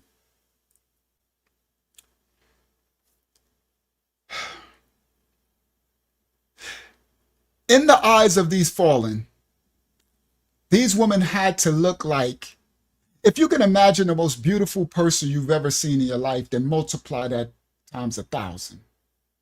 That's what they must have had experience, because they've never seen such a thing. And then the same thing happened to the women. Let me explain this. When the fallen angels came and presented themselves to the women, as the images I'm showing on the screen, they'll tell you that they looked like creatures, right? That they had wings and they looked like, right? Well, you would think the woman would be kind of scared. I'm here to tell you that ain't what they look like. Angels shape shift. Hasatan, when he come for you to seduce a woman, he ain't looking like a serpent or a dragon, or he coming looking like Pretty Ricky, what they call him. Oh, he coming like Pretty Ricky, Brother Chris. Somebody done told people wrong. When these angels presented themselves to the women, they must have looked like the most beautiful thing that these women could ever imagine, because the angels know what to shape shift themselves into. That's what these devils do now. They know what each person can desire, and they can take on that image of your perfect desired image. Oh, these women didn't have a chance. They really didn't have a chance. Now, when they, just imagine this. Imagine what the fallen angels looked like when they showed up to these women. Yo, Chris, you know how you walk up, you know how we got the stroll, you know what I mean? You get your stroll on, you know how you get your walk on because you're trying to bag that woman or chick or stuff, when we was in our sin and stuff like that. Some people still living it now, right? Imagine these angels coming to push up. They ain't walk, they glided by. Yo, could y'all imagine this? They ain't walking, they glide like, yo, they just glid. The woman's like, what just glid by me? It looking like Pretty Ricky, the prettiest Ricky just glid by us. Like, nothing to see here, Lanya. They just glide by. Talk about the swag, okay? Right? Now also, imagine, Lyrel just gliding by. The woman ain't have a chance. See, we looking at the woman like, I gotta look from a different eye. We gotta try to bring it to realization. They have a shot. Now remember, these angels, these Amalekites, they didn't just speak their words. They sang. Remember, in the Shamayam, they sung praises to the Most High. Oh, Pretty Ricky. I don't know. I don't want to say R. Kelly because but y'all know who sings. Michael Jackson, R. Kelly. I don't know the singers that the ones that got that sang. Oh, come on. They gliding by. They're singing melodies. When they would talk to Luther, come on, everybody, y'all, whoever you like, the music in you, come on, use your imagination, creating the image of the Most High. Now, so when they would speak to them, it would probably sound like the song, a beautiful melody song, serenading. Come on, that's the word, Delara Shah, serenading. When they and the aura, as they would speak to them or sang, it's like the light energy would dance around the woman. Okay? So the experience that the woman would feel in the presence of these Malaks who were seducing them. Remember, they chose them. Like Hasadan beguiled Eve. Oh yeah. Now listen. So as they would talk to them and experience them and glide and sing, and their presence and the light will be dancing like it's a trance. It's like this is pharmakeia and sorcery. So their words would dance around them, making everything else look gray and boring. Think about that. Everything else that they experienced outside of whenever these Malaks would come in their presence and visit them would seem gray, dull. Because the lights and the things of the Shamayam is exaggerated that beyond our senses. Yes, the seduction. So that everything else outside of them would seem boring and gray. It's like the seduction. The woman felt something that they never felt before. It wasn't just a crush or an attraction like they would have to the regular people in the city or the town. It was more than that. This is supernatural. It was like them being under a spell. These weren't just handsome men, handsome strangers passing through the town. These angels would be perfect in every way. Or at least they would seem to be perfect in every way, that what each woman would desire as perfection in a man, that's what image they would come in. So it's like their skin would be glowing like the sun. Their eyes held all of the secrets of the stars of heaven. And symbolically, when they would smile, oh, they in trouble now. Them sisters ain't have a chance. They seduce. So by the time the angels presented themselves, they was locked in. Oh, that's why it says they took from wives of all that they chose. They was already locked in. Come on, line, y'all. Imagine when they would smile. Oh, it's over with.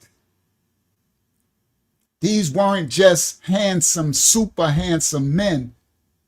These were Malayaks, angels who turned their backs on the Most High, on his law, on their assignment. Inside of their smiles, each smile that they did to these women held secrets, trees of the knowledge of good and evil, Shemaic heavenly secrets, some darker than the night, some lighter than the day. Their eyes, when they would look into the eyes of the woman, even though they would be beautiful on the outside, they also held deep, ancient truths that would never be revealed. These things would be things that no human on earth could convey to these women. This would pull. It would draw the woman to them like moths to a flame. Honestly, if you think about it, it's kind of, they didn't have a fair chance, honestly. It's like, how you going to say no to someone who literally glowing with the light of the heaven, who knows everything about you, everything that you do all day, everything that you like, your wants, your desires. He knows everything about you. He knows before you even open your mouth and speak. He could promise you things that no human man could ever promise you. But it gets darker. The more time that these women spent with these fallen angels, the more that they changed too. This is the part that people don't understand. The more time that they spent with these fallen angels, the more that they changed. It will make sense, spiritual warfare, spiritually speaking, that as they experience this with these fallen angels unlawfully under the Most High, that they would receive some of the dark, otherworldly glow, the dark glow, that these women would also, hold on, let me restart my thing. There we go. That these women would also receive from this dark glow, right? The darkness that these fallen angels are bringing about, the sin. Because as you spend time with sin, it rubs off. You understand? It's a door. The more you spend time with it, the darker you get. So as these women would spend more time with these fallen angels, they would take on this outwardly dark glow. The women would start to see things differently from their normal life. It would probably be a thing where their normal life wouldn't be enough to satisfy them anymore. Can y'all see this? Like, what regular man could give them this experience? So, regular men, us, Joe Schmoes, that's what happened to Eve and Adam. Once she entertained Hasatan, Pretty Ricky, Adam looked like a bag of rocks over there tending to the garden with his locks growing out. Eve probably looked at him like, ew. Because Hasatan probably showed up in some Christian Dior, right? He had some Gucci, right? However she liked it. If she was a New Yorker, he had some Timbs. If she was another, he probably had some red bottom shoe, like whatever it is that she would desire. Come on, Doris, that's what he showed up as. She looked over at Adam over there with the animals, garden, tending to the garden, dirt all on his clothes already, locks. She looked over there like, ew, bro, right? What was normal for her then, no longer. Once you get experience, that's why you got to be careful. You don't want to experience. Okay, that's why we keep our children away from too many experiences. Those experiences will take care, will protect you. You know how that's what, less is more. I don't want to experience certain things because I don't want to introduce that to me because now it's another devil I got to fight. You put a monkey on your back. She look at Adam little butt. We look like normies. We the normies. Ain't no man can mess with these fallen angels, these angels. So as the angels would spend more time with the women, everybody else look gray, right? You got colors, reds and blues and purple. Everybody gray. They're like, ew, everybody dull. So life with regular men would look plain and boring compared to these heavenly beings. And the fallen angels knew this. They knew exactly what they were doing. They picked the most beautiful women, the ones who caught their eye. They preyed on them. They used their heavenly Shemaic powers to appear as everything that these women had ever dreamed of. It was like a modern day fairy tale. It was like a modern day romance story, but with a horror story ending. Twist. Every time one of these angels took a human wife, it sent ripples through the Shamayam in heaven. I want to explain the spiritual implications of their actions. Every time they transgressed and took a human wife, a veil, a door was open, a portal. That's why I'm teaching y'all doors and portals. Rip a door in the Shamayam and on heaven. Because the Malaks in the Shamayam can see it. And they still have free will. That's why they still continue to fall. Don't let nobody tell you that the fallen angels ever stopped falling. They did it. They never stopped having free will. So there's a veil ripped in the Shamayam and on earth every time one of them took a wife. Okay? Now, these weren't just regular marriages, as if the two man and woman marry. These were unions that were never supposed to happen outside of the Most High law for creation. These two were never supposed to become one. And the children that would come from these marriages, that's when it gets even darker. Now, the children of these forbidden marriages, they were called the Nephilim. Let's go, children of the Most High. Let's walk this down. The children of these marriages were called the Nephilim. Here we go. Use your imagination again. Shout out to Pensilola, y'all bless. Use your imagination again. Imagine, this is crazy stuff.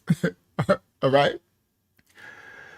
Imagine a child being born. You give birth.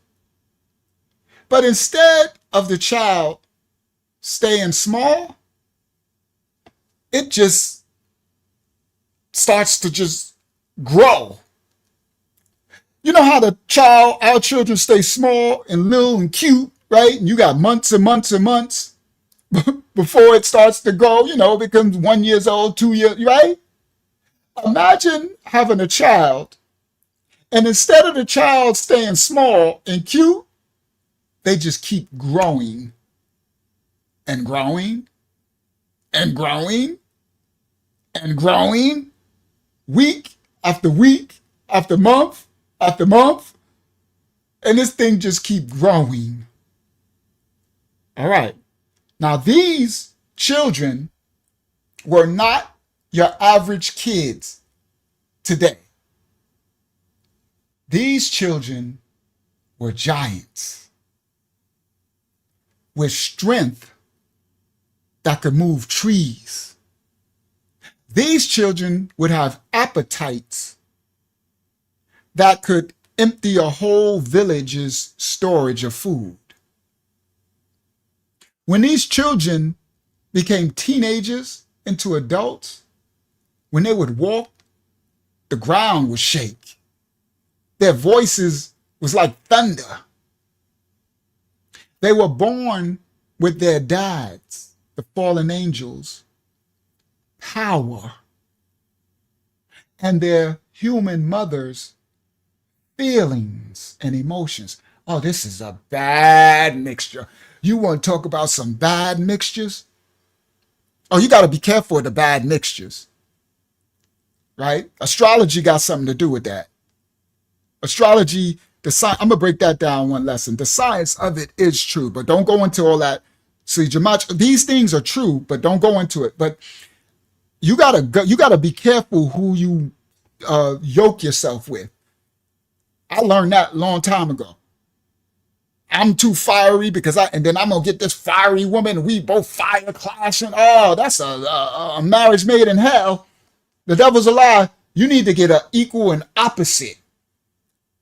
Opposites attract. Don't get to the one because if you marry someone or bind yourself with someone who has the same sin and strongholds that you got, it's just going to compound your sin and strongholds. And then your arguments and sorry, we don't believe in yin and yang, but you need the opposite to what, like, I need someone to balance me out. I'm going to balance you out. You balance me out. You understand? I don't need nobody who got my stuff. You understand? I'm trying to work on you yelling. Nah. I'm trying to work on my stuff. You're going to push me into sin. Nah. The balance. Now, these doggone Nephilim, they had the fathers, the fallen angels' power, and the human mother's feeling and emotions. Oh, this is some crazy stuff. Now, with none of the wisdom from the Most High to handle either of these, because it's unlawful. So it's like giving a nimbusel a detonation for a nuclear bomb, right? Giving somebody who's unstable the power of got the button. They have the power of the fallen angels, the human emotions of the woman and the feelings, but none of the wisdom of the Most High to handle either of these. Picture a toddler. Terrible twos. Oh my goodness. Listen, the terrible twos of the Nephilim, he was probably 8 feet tall. Yo, the baby don't stop growing. Now, picture a toddler going through his terrible twos. And y'all know, for those who raise children, he having a tantrum. Y'all know these kids, right?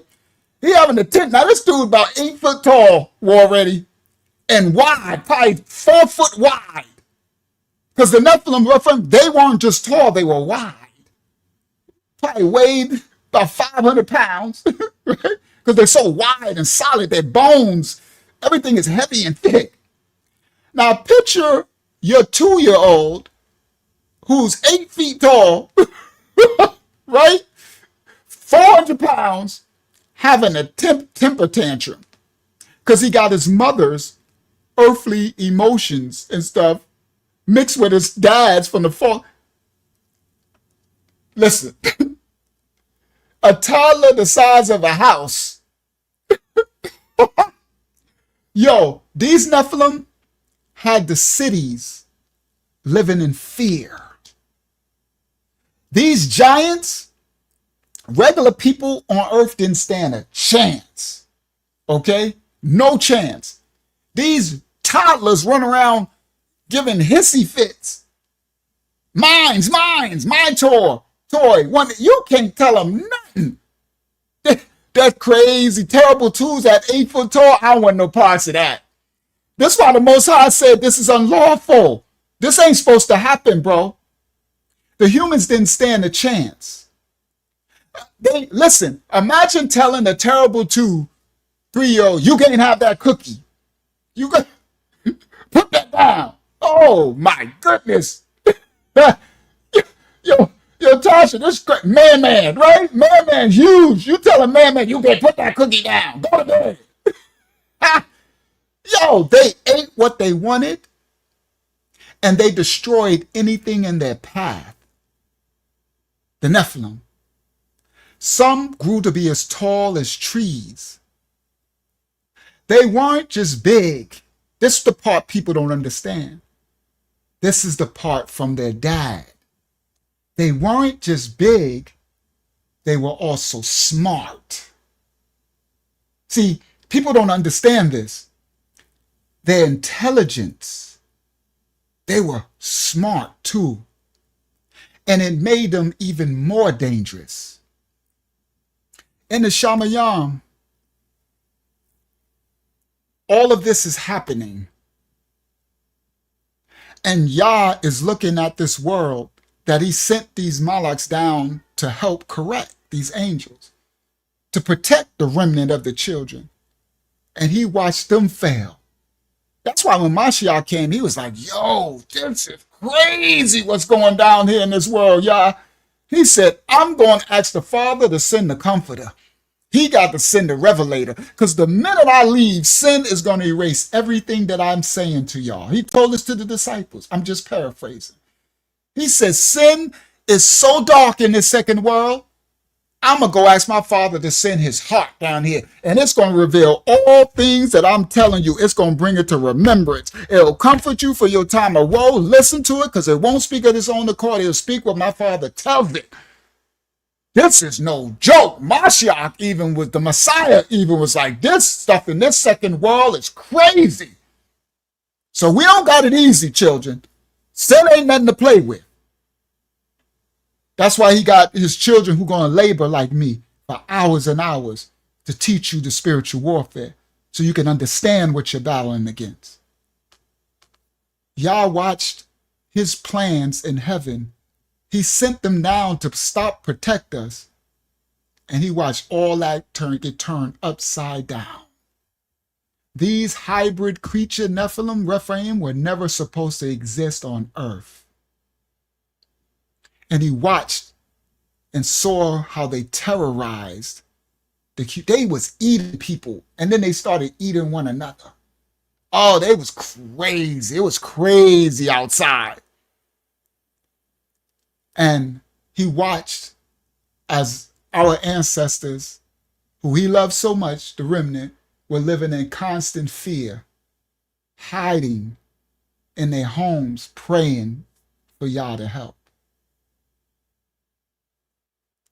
Now, so the fallen angels, they got wives and they had children, and they started to teach their wives. All right. Now, this act, what the fallen angels did, is the strongest act of heavenly disobedience, Shemaic disobedience. Now, here we go. As the fallen angels took on these women, they started to do pillow talk. Yes, a hunger that could never be satisfied already. They started to teach forbidden knowledge. Now, upon these women receiving forbidden knowledge, which the fallen angels taught them, which included witchcraft, astrology, the manipulation of the elements, gematria, incantations, spells, sorcery, pharmakeia, the splicing of plants and animals, science and these sorceries. These women began to pass this knowledge on to future generations. And in the act of them doing this, they gave rise to bloodlines. Come on. Blake? The bloodline. That's where you get your 13 bloodline for these sinful blood lineages.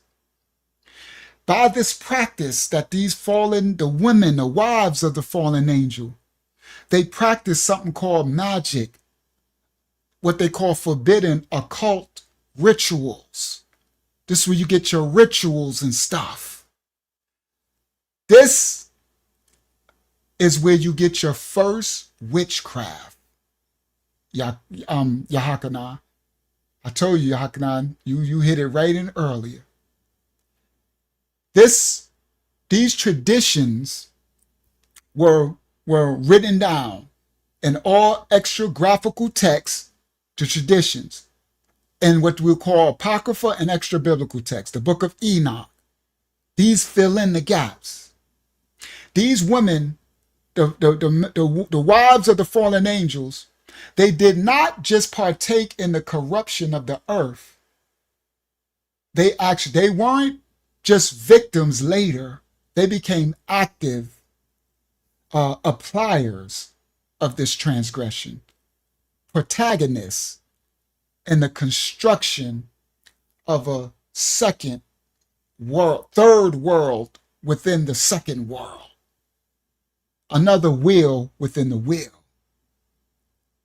a parallel existence, a civilization in existence where the holy and the sacred got replaced with the profane, where the mysteries that were supposed to be kept secret and hidden from the masses would be sold and commercialized for power and influence, earthly. This is what's happening today. This is where you get your powers that be, bloodline families, celebrities, celebrated entities, all this stuff. These women, the wives who married the fallen. Therefore, these were the first witches of recorded history. If you go back, that's why I went back to Genesis day 1 and went forward till it talked about the Rephaim in Genesis 14, because there was no witches. These are the first witches of recorded history.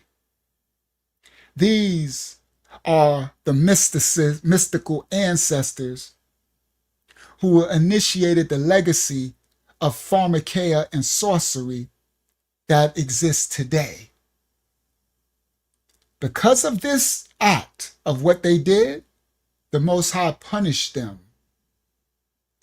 Their punishment was unique. In the Book of Enoch, it offers a perspective and understanding that's not present in just the canonical, what the Romans created, told them they canonized. It states that these human wives of the fallen angels undertook a supernatural transformation. I'm answering the question, what happened to the wives of the fallen angels? It's in Enoch in the extra apocrypha, in the extra biblical text. It says that these women later took on a supernatural transformation, sort of like Nimrod did and sort of like Nebuchadnezzar did. So there's precepts to show that these things happen. I ain't making up stuff. There's precepts to show these things happen.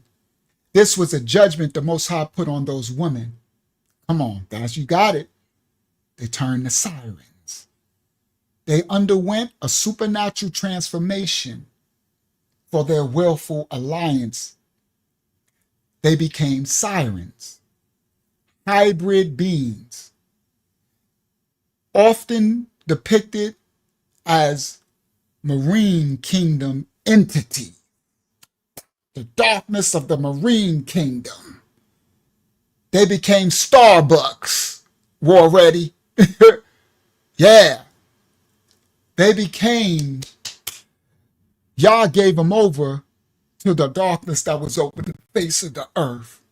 Because the things that they took part in were the darkest things that could ever happen in the second world.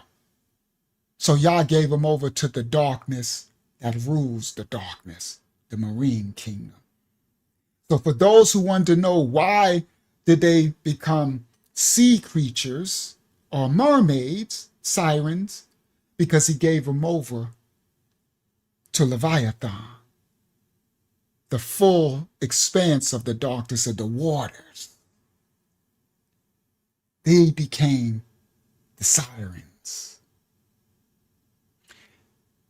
They initiated a legacy and a sorcery so dark that the Most High had a special punishment for them. Okay? They became water entities. That's why I teach y'all about that water and being at the water at night in complete darkness. Don't be in no water in complete darkness. It's a portal. It's the biggest portal of them all. Now, the mythology of these sirens, they have deep roots in all cultures, all times, even back to the antediluvian era. These sirens were not just the ones that we see as mermaids with fishtails, flowing hair. These sirens also were winged beings. Women, half birds. These who flew across the seas, seducing sailors with hypnotic songs that they learned from their angels, the fallen angels who seduced them. So they're repeating the same thing, the same sin that seduced them, they're repeating on the men. So most only think of the mermaids, your Starbucks, who did the same thing in the waters with the sailors. But we didn't understand that just like they got Nephilim and Rephaim, these daughters, wives of the fallen, took on more marine creature images than just mermaids. Yep, the Fifth Girl Boss, fairies. That's what they got it in all the cartoons with the wands and the fairies, little, you understand? This was a curse for their work that the Most High pronounced over them. So some cultures describe them as winged beings, half woman, half bird, who flew over the seas seducing sailors with hypnotic songs. Their voices and songs enchanted the seafarers, causing them to lose their way in their navigation instruments and crash upon the rocks. So a lot of sea crashes, and they call it the Bermuda Triangle and stuff. See, people don't understand this stuff is really true. They think it's just mystical. This go back to Sumeria, Acadia, Phoenicia. Every culture and language got these stories, like they got the story of the deluge, the great flood. This is what happened to the wives of the fallen angels. It caused the seafarers to crash their boats. That's where they get the story of Gilligan's Island. See, they make this stuff, guys, they put it in the movies. They make these TV shows of the men crashing the boats and stuff, and they don't understand. Remember, they got to tell you everything, those who are in covenant with it. These seafarers would lose their way and crash upon the rock. These sirens were heralds, messengers of death and deception and seduction. That's why some called them, they teach in the movie succubus, right? They come in your dreams too. See, they come in your dreams. All right? Now, there is a bridge between all the descriptions in the ancient extra biblical books like the Book of Enoch. It shows that the wives of the fallen angels transformed. Okay? And some of them became more enigmatic. Some of them became fatal birds. The wives of the fallen angel watchers were transformed into mythological creatures. That's who the Greeks and the Romans and these others, they named these creatures. We didn't know that these were the wives, the ones that were women. So when you do the Greek pantheons, right, they're gods, and some are women, and some are men, okay? These creatures are creatures of the abyss, singing birds, spiritual entities dwelling between Yah's righteousness and the marine kingdom, between the willful, lawful, divine, and the fallen. It's between the celestial, heavenly, and the earthly, dark. It's an irony in which those who received the wisdom of the Most High from heaven actually got cast into the depths, condemned to a life of seduction and deception until the final judgment. The book of Genesis chapter 6 told of the interaction between the sons of the Most High and the daughters of men. For millennia, it was told, before the Bible was even written. It was told in stories of word of mouth. The daughters of men were human women living among the descendants of Adam. The Most High saw the wickedness, and the earth was evil continually, and it reached a point where he sent the deluge. Now, he said, I will destroy man who I created from the face of the earth, both man and beast, and the creeping thing and the fowls of the air. For I repented that I made them. But a remnant would still be righteous. So that began a phase marked by the covenant between the Most High and Nayach, the righteous man, and the angels who descend, and the women who were corrupted, and a hybrid offspring who would ravage the earth. and the enchanting songs. That's why they use celebrity. That's why the record industry, the song industry is so dark and wicked. Hasatan was the minister of music. The fallen always use songs. It's enchanting. Pied Piper. Now, the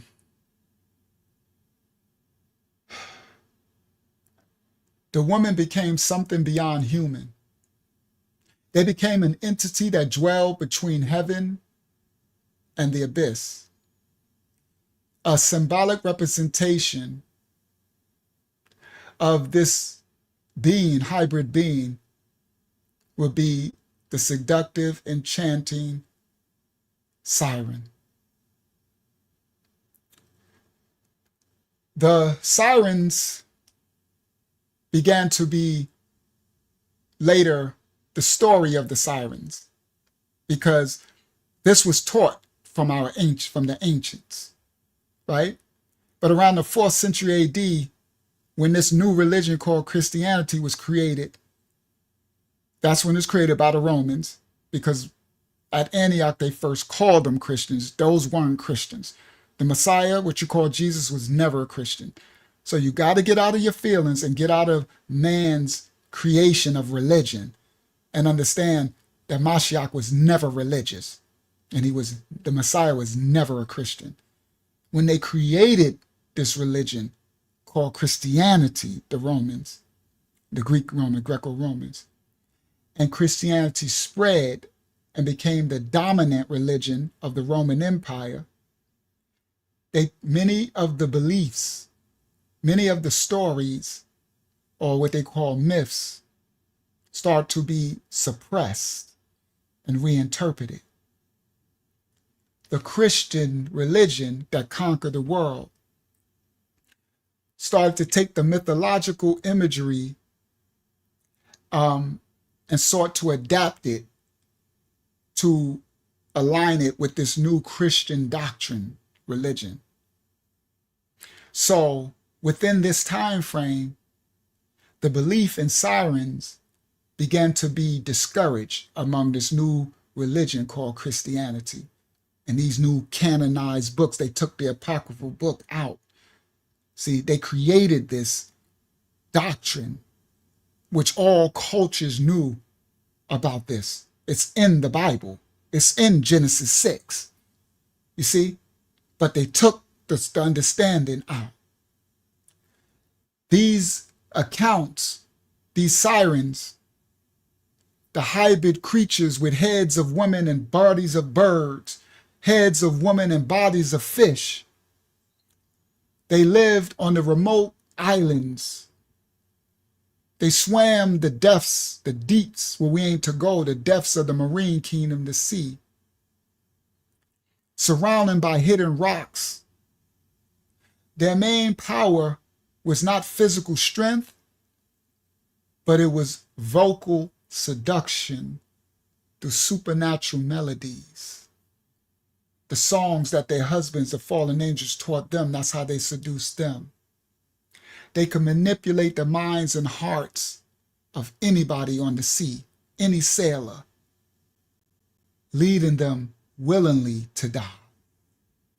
Some would love these sirens so much that they would choose to transgress the Most High. The siren song was more than a sound. It was a spell. That's what the fallen angels did to them. The woman had no chance. As the angels would speak, it would be a sound, but it was more than a song. It was a spell, an incantation.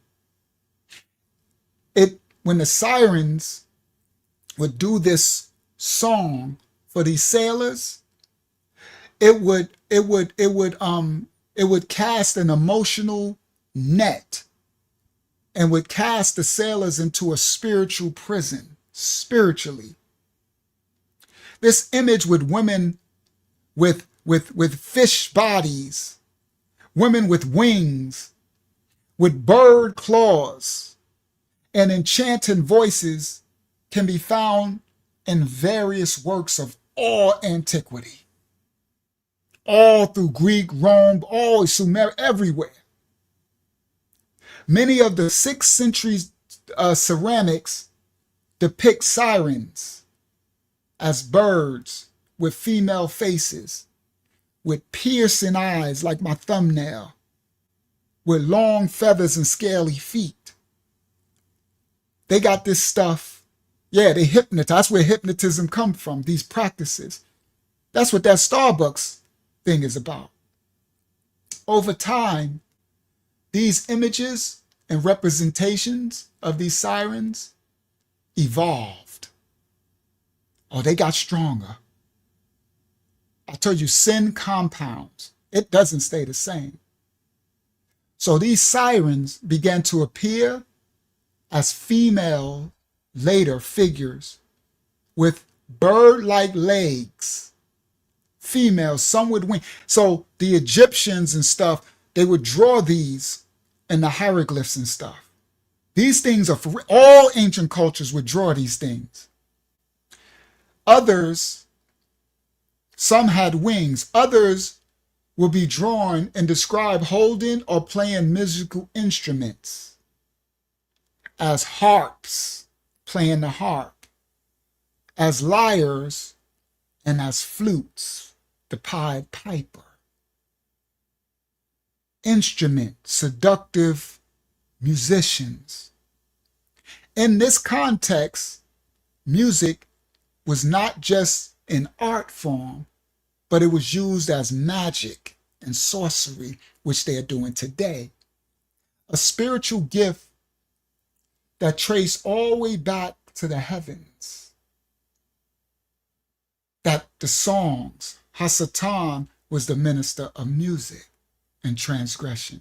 And everything sings praises to the Father on earth and in heaven. And so the fallen angels taught this tactic, this magic to their human wives. We're tying it all together.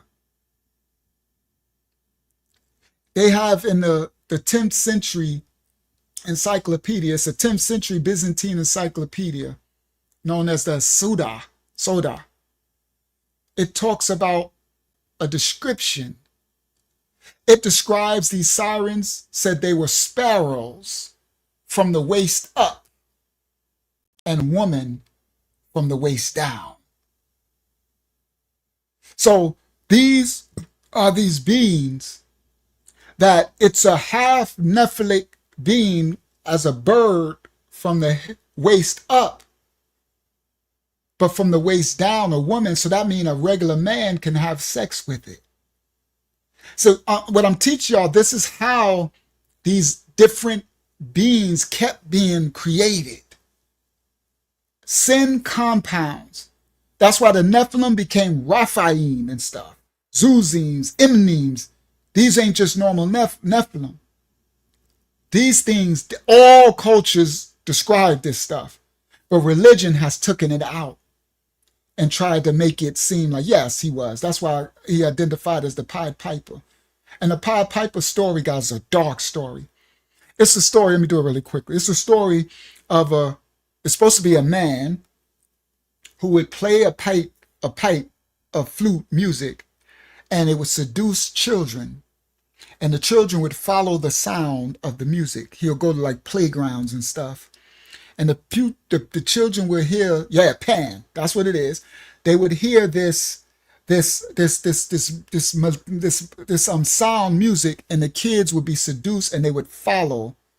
And this is, y'all can look this up. And as he would play, he would walk and lead the children away from their family homes, from the playground, the backyard, and they would follow him, the music, the Pied Piper. That's where you get Peter Pan and these Pan stuff. And R. Kelly called himself the Pied Piper when he know what this story is. And he had a lust for the children as well. Okay? So these are stories. These stories come from these true stories from our ancestors that's been handed down for generation. All right? Please give a like to this video, please, guys. Give a like, please. Now, the sirens in the Byzantine encyclopedia, it called them sparrows, with appeared like birds with feminine faces, and a bird body and stuff up and human body downward. Now, a representation that merges the ethereal with the physical, the earthly, mixing the transgression, what humans weren't supposed to experience, with the body. It's like it's a precise description of the union that the woman did with the Watchers. They will become human in form, yet from their willful union, it will be a sinful Shemaic essence, heavenly celestial essence, mixing with the human form of the woman. Over time, through centuries, the sirens became increasingly humanized in artistic and literary representation. So they started to take these sirens from our ancestors, were scared from hybrid creatures with wings and claws, and they started to draw and portray in artistic literacy. They began to portray these sirens as stunningly beautiful women. They started to portray them with sculptured sexual bodies, with flowing hair, with hypnotic eyes. Okay? So now it was no longer just their voices that were seductive and hypnotic. Now their bodies came to be instruments of seduction too. That's why men, we so screwed. And now women too, because now they got women with women. So women just as screwed. Half women be liking women. This dark work. That's why I said sin compounds. It gets darker and darker. So the fallen, these people in covenant started to artistically draw these sirens now as beautiful sculpted women, what you would call celebrities today. Flowing hair, the makeup of the eyes, the making up of the eyes, right? That their daddies taught them. So now not only their song and their voices, but their bodies became instruments of seduction. What is happening today? The body is the instrument. My body, my choice. So the transition from the siren being winged creatures, or the aquatic siren having a mermaid fish body with a fish tail, was later gradually developed into more cultural aesthetic. This happened profoundly during what they call the Dark Ages, but what they now really call the Middle Ages and the Renaissance. The same time that they changed the image of Mashiach, when they did the Renaissance, when they started changing, whitewashing all the images, this is the time of the Jacobite. This, the Middle Ages, is when they started to change all the images. And this is when, Medusa, this is when the image of the siren became these beautiful women. All right. Now, the siren is, the sirens, although there are siren-like figures in all different cultures around the world, like in India, they got the Nagas. In Japan, they got the Kappas. In Africa, they got Mammy Waters. Y'all see, guys? All of these are sirens. Now, y'all listen clearly. The title, what did What did the wives of the fallen angels do on earth? Who did they become? They became the Nagas in India. They became the Kappas in Japan. They became Mami Water in Africa. You see it? All over the world. They just have different names. They become Inanna, Astrith. They become in Greek, in Rome. They become Germanic legends, Greco-Roman. The names, the traditions, the genealogies of the sirens were recorded through all generations. Some with contradictory versions, but when you know, you know. In some of the Greek texts, they say there was only 2 sirens. There was one named Adam and one named Telia. Others state that there was 3 Piano. In another tradition, Piano, Leah, and Laotia. There are other versions citing 5 sirens. Others listed up to 13 distinct names, including Philippa, Theo, Cellino, Mar, Agape. Now, it's so interesting. You know, in Christianity, they got this word agape, and they say that means the love of the Most High. That's actually ahabaya. I know y'all didn't know agape was a siren. Boy, these people, see, they do it in this religion. Guess what another siren name was? Pacino. Don't that sound Al Pacino, anyone? Pino, Pozo, piano. Y'all listen clearly. The root word of the word piano that we play the instrument is a siren.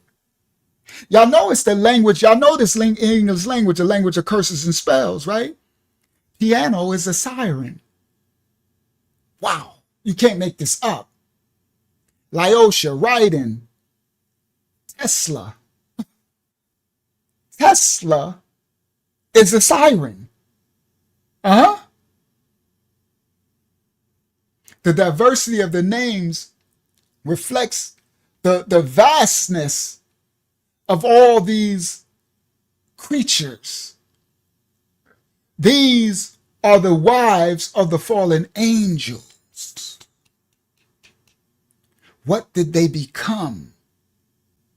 The essence of the ancient wives of the Watchers scattered through centuries as repeating echoes of ancestral sin. Sin.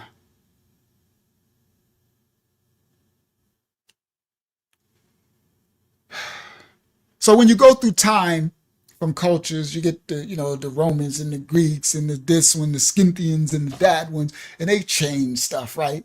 So they change, like in the parentage of the sirens varies depending on what culture and the source. In the Greek, some of the myths claim that the father of these creatures was Phorcys, who also begat other infamous monsters, such as the Gorgons, including Medusa. Come on, somebody. See, go ahead. Somebody gonna say something? Oh, he's probably messing with this. Let me know. Just say it whenever you get your mic together. So this is where the see, all of these names we think. Remember, the English language is just an amalgamation of all different language, cultures, and tongues. So we don't understand where all of these unions come from, and we don't know. It goes back. Remember, I tell you, it always goes back to Adam and Eve. It goes back to the flood. It goes back to the fallen angel sleeping with the daughters of men. That's where all these creatures come from. Come on, war ready? The Gorgons, Medusa, Achilles, the river god, which is the symbol of fluidity, water, transformation. They say the mothers. They say the mothers, Delarashah. They say the mothers of them were said to be muses. That's where you get that word of muse, right? All right. They say some of them become nymphs. like the goddess Gaia. Also the nymph Stacy. See, these are ancient. When you go through, you can go through all the cultures. They just have different names. But these names, oh, thank you. The video stopped. Thank you, Laria. They have different names, but these names will ring familiar as you sit and observe. They'll be today, and we don't even know. Some people be naming their kids after this stuff and don't even know. It be liquors and stuff. Liquors named after, you have no idea it's named after the wives of the fallen angel. Boy, this is a great lesson tonight. I knew it. When I put all this work together, I was like, this is going to be a great lesson tonight.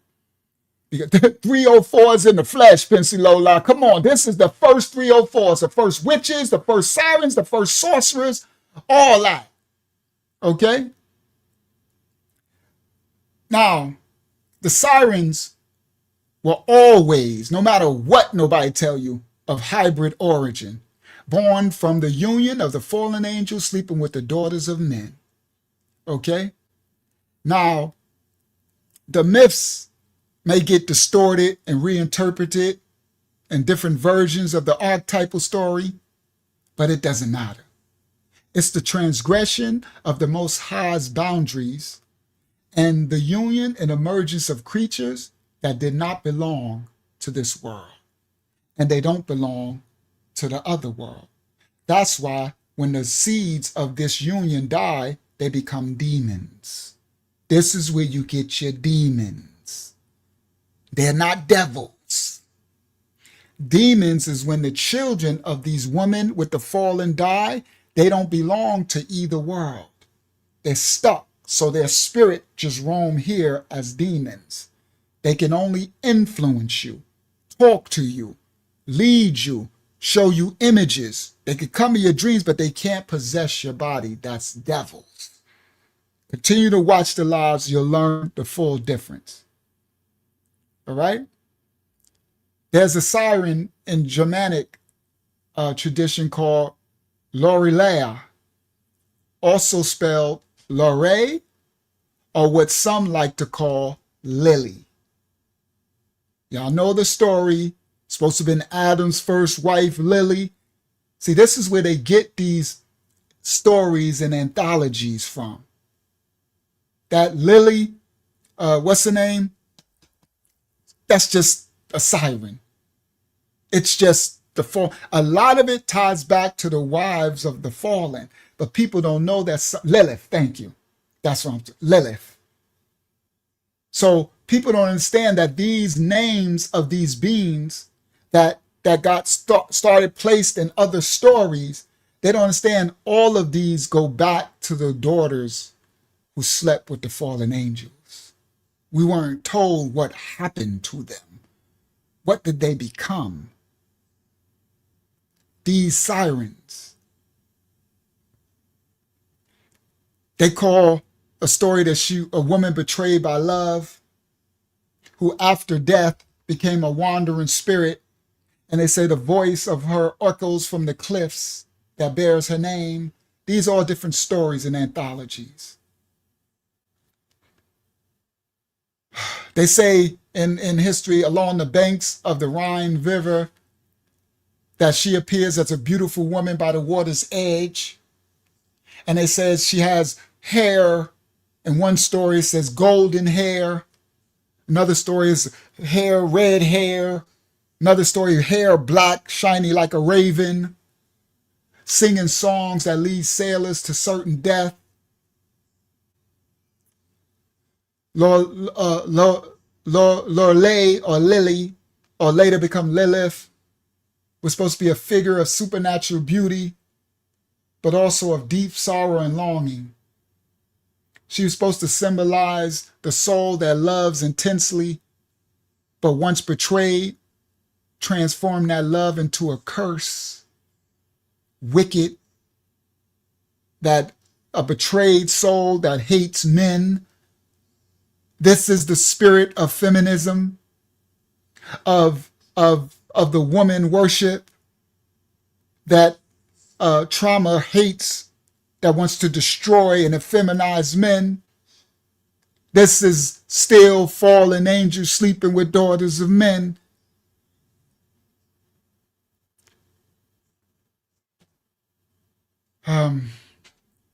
Let me see. In some of the later Greco tradition, they say the dominion of the sirens was an island known as Nisa, which was designated the place where danger was hidden beneath the promise of pleasure. They got all these stories.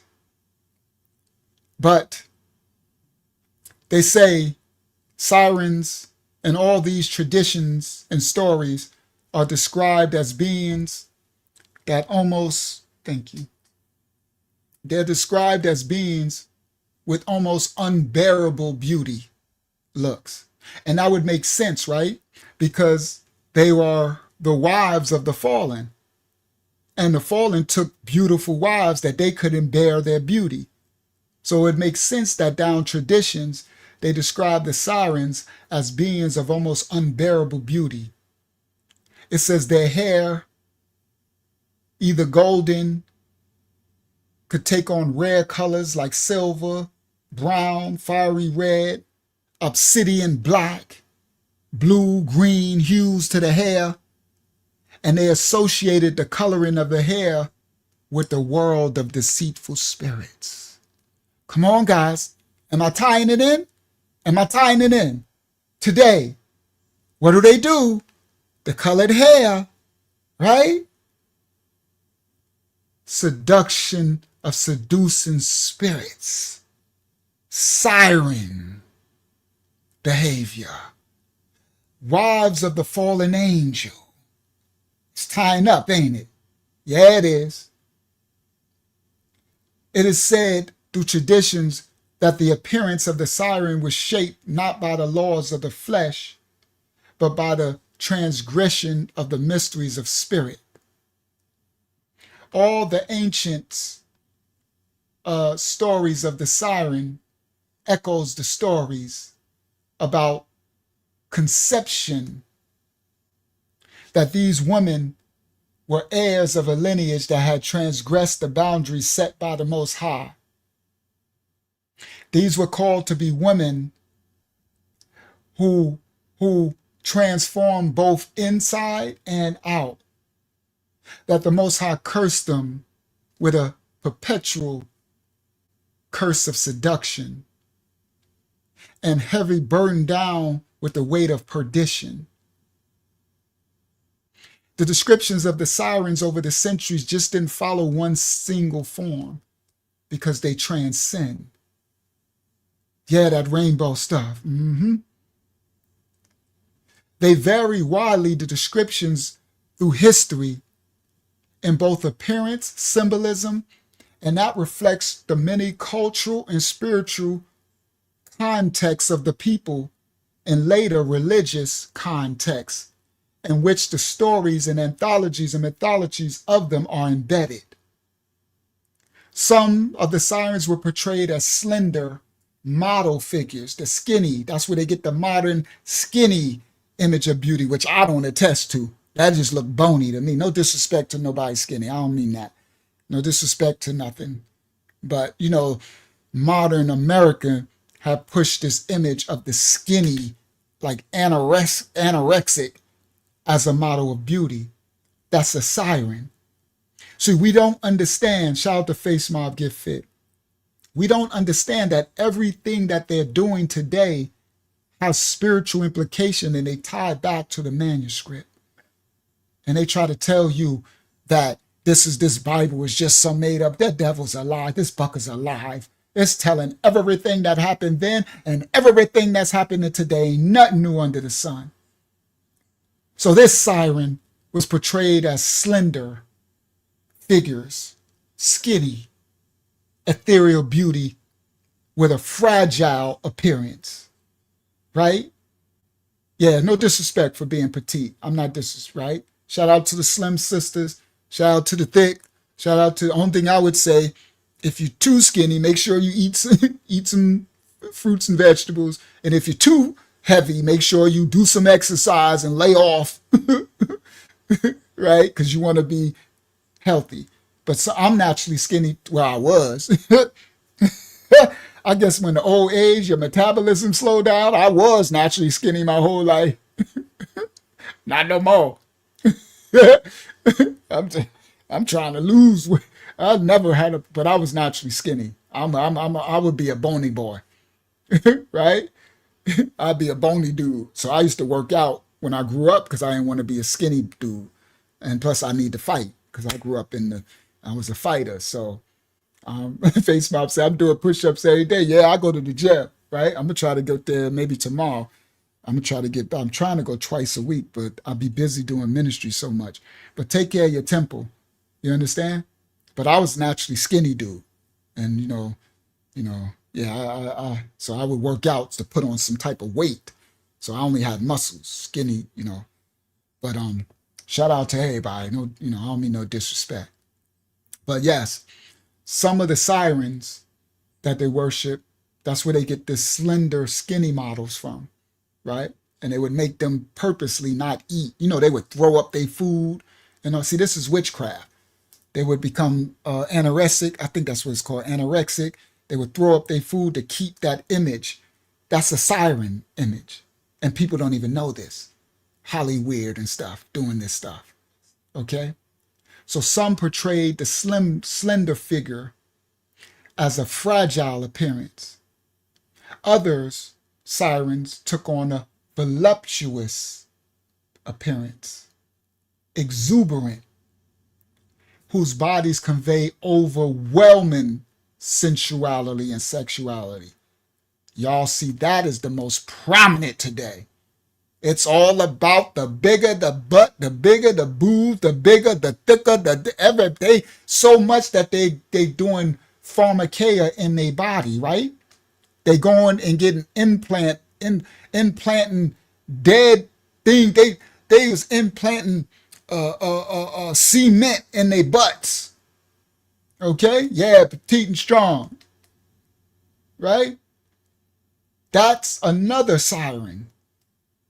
The voluptuous, exuberant. That siren is prominent today overall. That's the number one siren. Now remember, everybody, these are the wives of the fallen angels. This is some crazy work. I was like, this is going to be a crazy work tonight. Yeah, Silicone, Dr. Miami. This siren has the voluptuous, big body. I'm sorry. Golly, big body, Miss Molly. Something, I forgot. Big body, I can't remember it now. Sorry, sometimes I get brain freeze. Body almighty or something. I forgot what it's big body, golly body almighty or something. Somebody write it. Okay? Come on, becoming disfigured to achieve beauty. But guess what beauty they trying to achieve? What does the Bible say, children? My people are destroyed for what? A lack of knowledge. Good golly, Miss Molly, the big body, good golly, big body, Miss Molly. It's something I'm trying to say. I'll get it another time. Now, this is what's funny.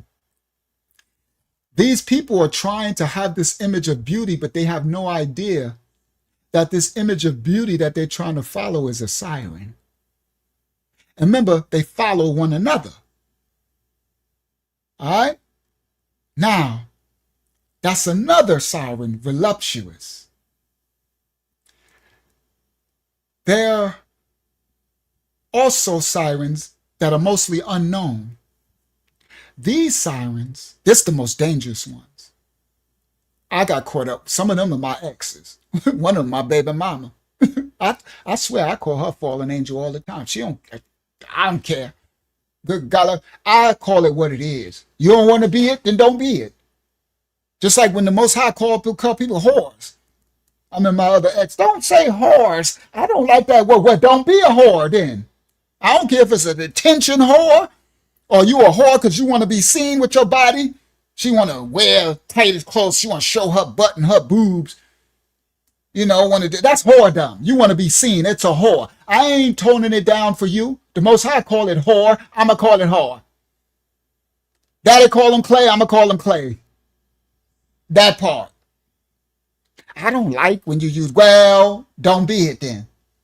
I'll never play. I didn't play in the world. I don't play. Unc is raw and cut with no chaser. Always been from day one. I don't play with nobody. And I sure enough don't play by my father's business. That's what you want. That's why people love our ministry when they find us. They're like, I just like Unc because he raw. Yup, I'm going to stay raw. I don't play with nobody. I ain't scared of nobody. I tell the truth to power. I'm Uncle Bobo at the picnic. The mama run around here trying to chastise kids. Your mama was a whore. Grandma was a whore. Daddy was a whore. They were whoring together. He was married to her. Your real mama live up the street. I'm the one that tell all the stuff. That ain't even your mama. That's your aunt. Yeah, Lovia. They don't like me. I'm Uncle Bobo. That's why when y'all said, when they gave me the name to do Uncle, this before everybody was doing that Uncle. I said, well, that makes sense. Because I'm Uncle Bobo. I tell everything. I'm the one, and I ain't got to be drunk at the cooker. I tell everybody, that ain't your mama.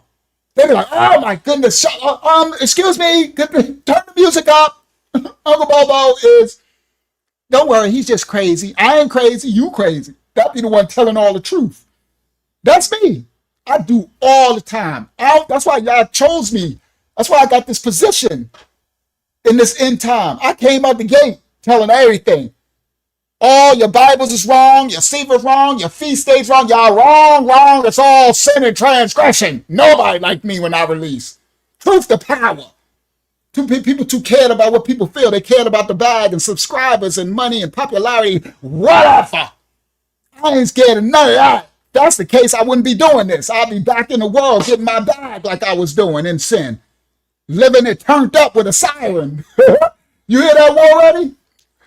I be turned up with about 4 good sirens. One got rainbow hair, this one got red hair, this one got black hair like a raven. This one got the good godly big body, Miss Molly. This one got the skinny body with the petite in the sheet. petite and discreet. I wouldn't be doing this.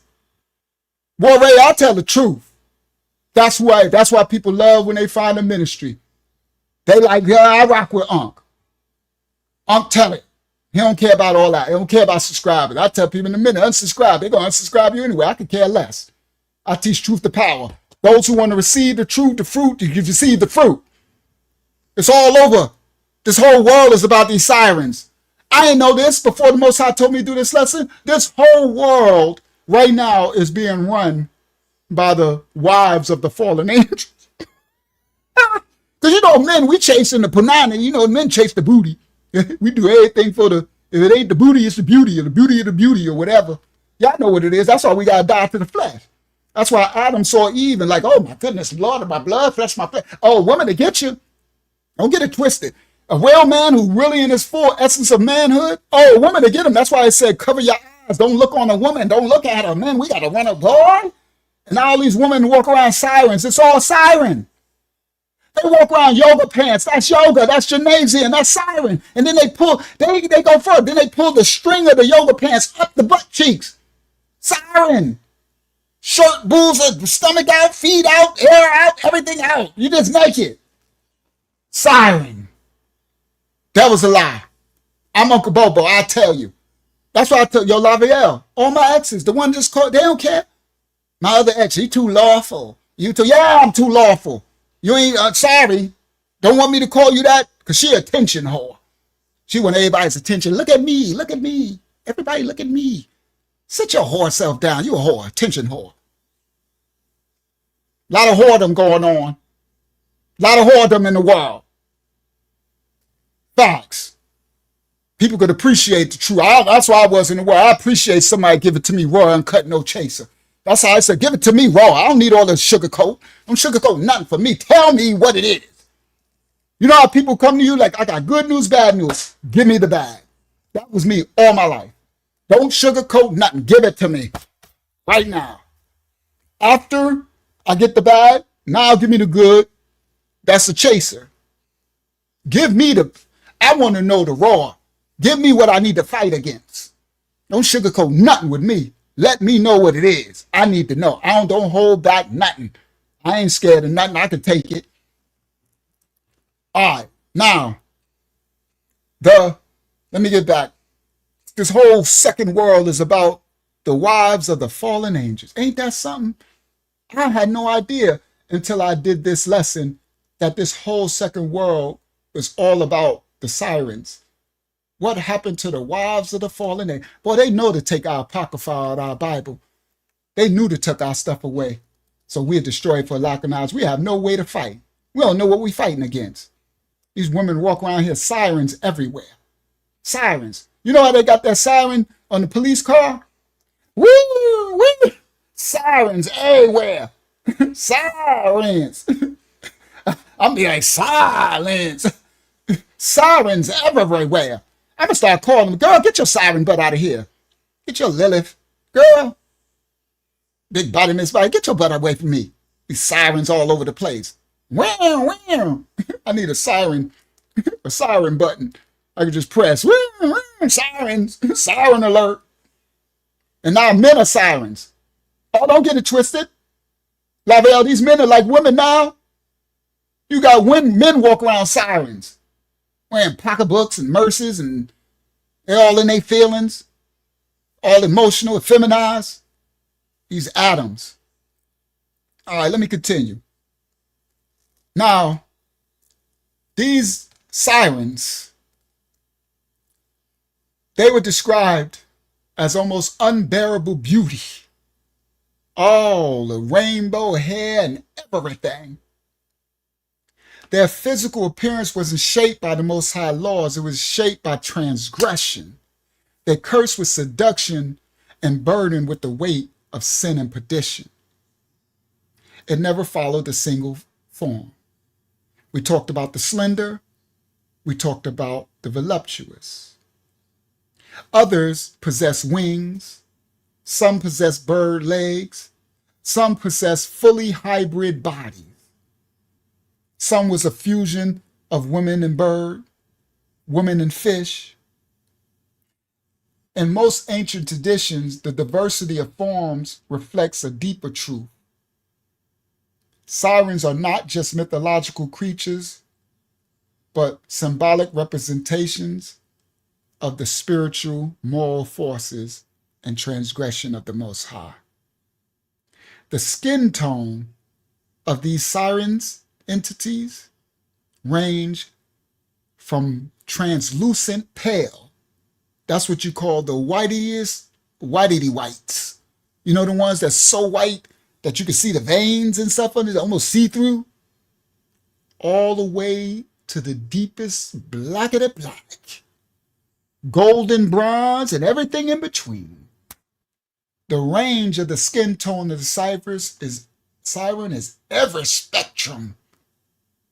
Their eyes are often described as being exotic colors, like green, amber, violet, some even silver, gold, brown, some of the darkest raven black. But tradition suggests that there was something power behind the eyes, and they were told not to gaze into the eyes of the siren. That the eyes pierced the soul, and their eyes and their gaze didn't belong to the physical world. They got this from their daddies, from their husbands, when the fallen angels looked on them. In some occult traditions, there's a mention of a hierarchy among these sirens, the falling, the wives of the fallen angel.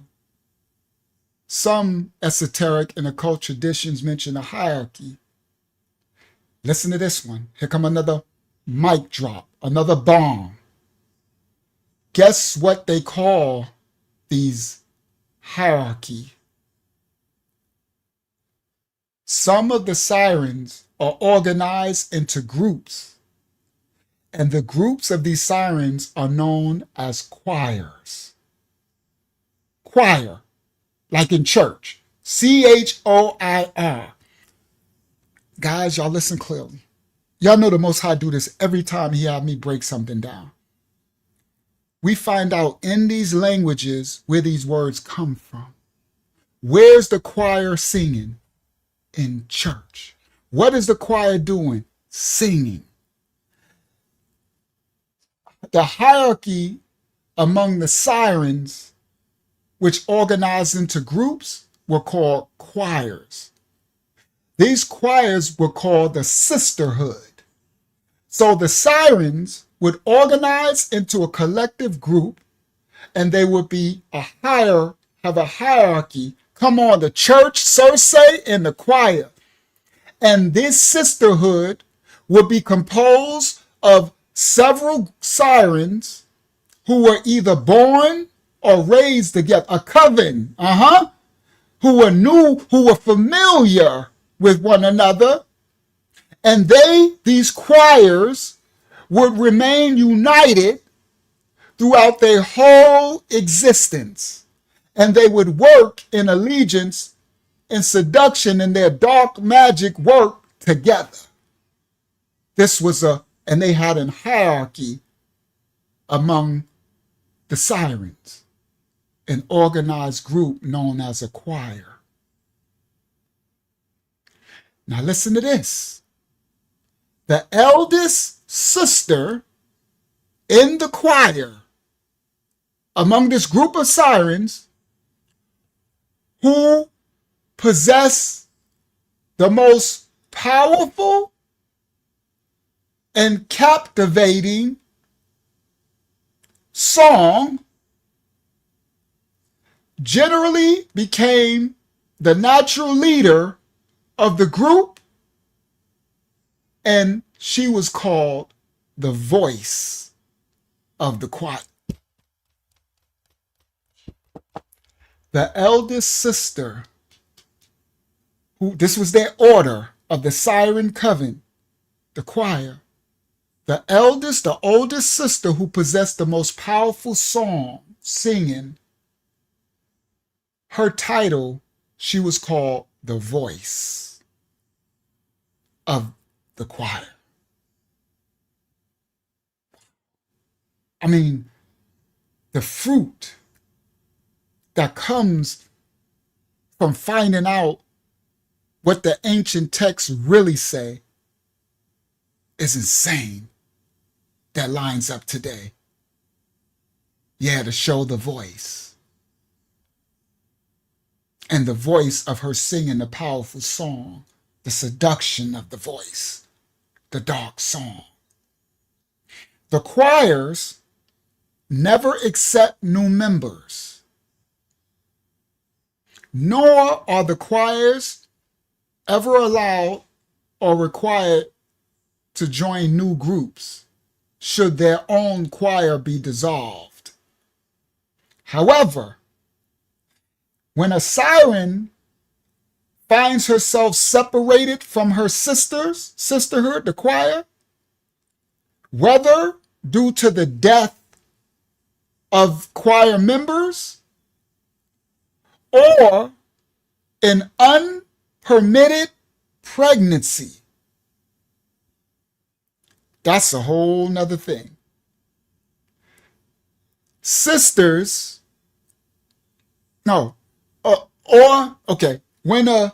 When a siren finds herself separated from her sisters, whether due to the death of a choir member or an unpermitted pregnancy or an exile from some act or her own impending death, the ancient tradition holds that the siren would choose a life of isolation. The siren would then withdraw to a solitary island alone, and she would live amongst the distant rocks and crevices of the island, where she would live in seclusion while singing to the waters. And she would catch sailors and drifters to her island while she's in seclusion. And the songs, it was said in tradition that some of the songs that she would sing carried the echo of her lost sisterhood. So there was a sadness tinge to her songs. And it says the sailors would feel sorry for their siren, sympathy.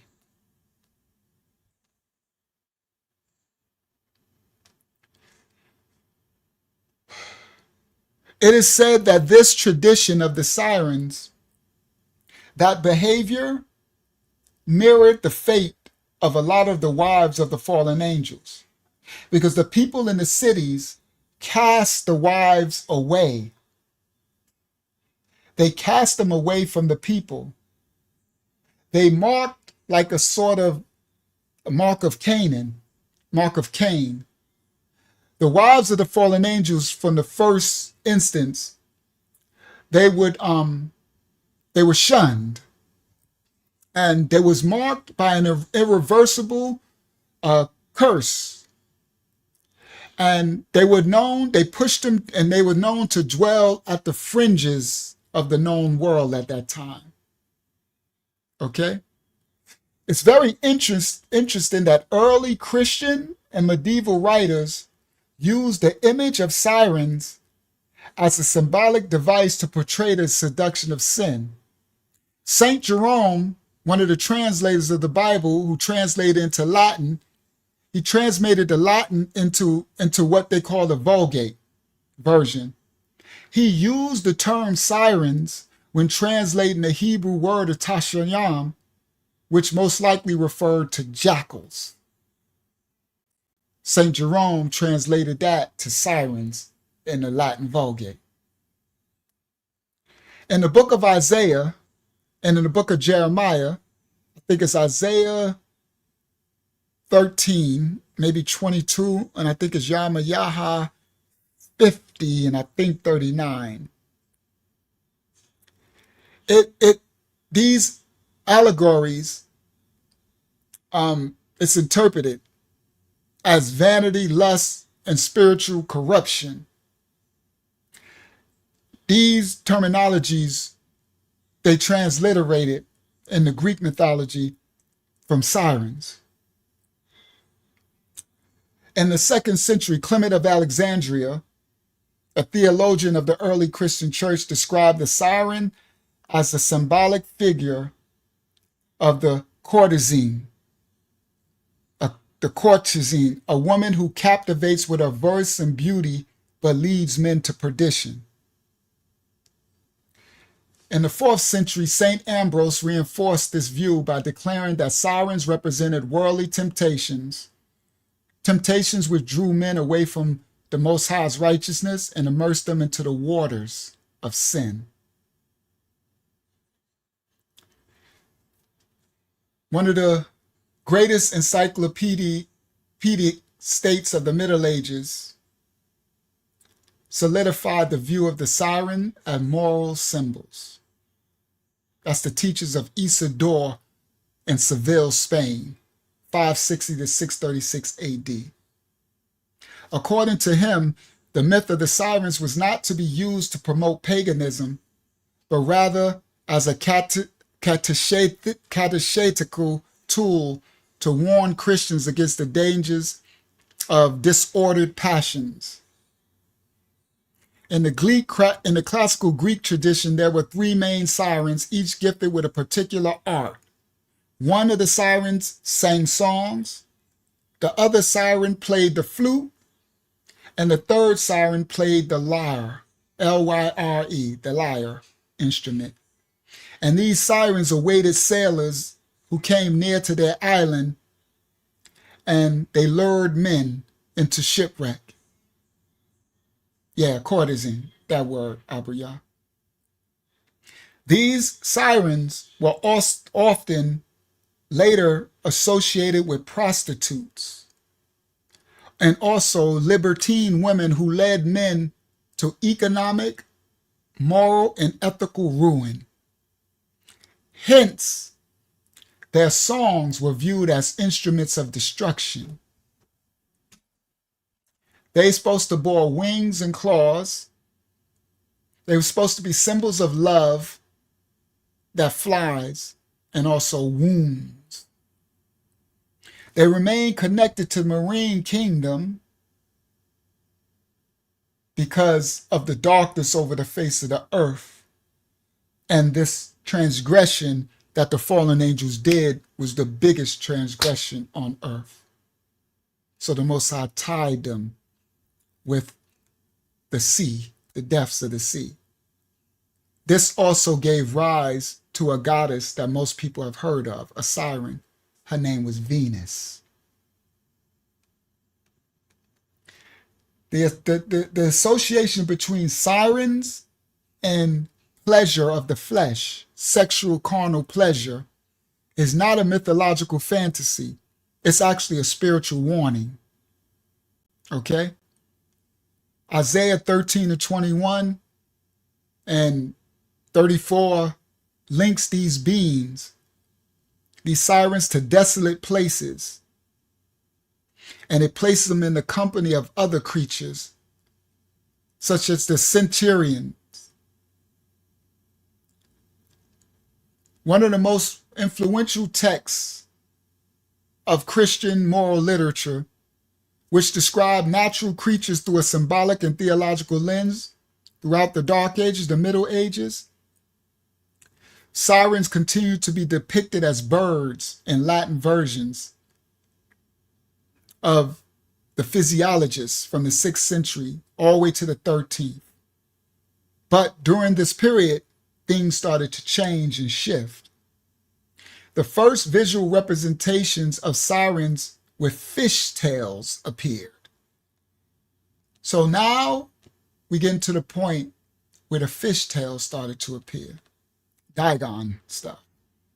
Before that, it was birds. Now we got to understand, in the beginning, the birds came from the sea.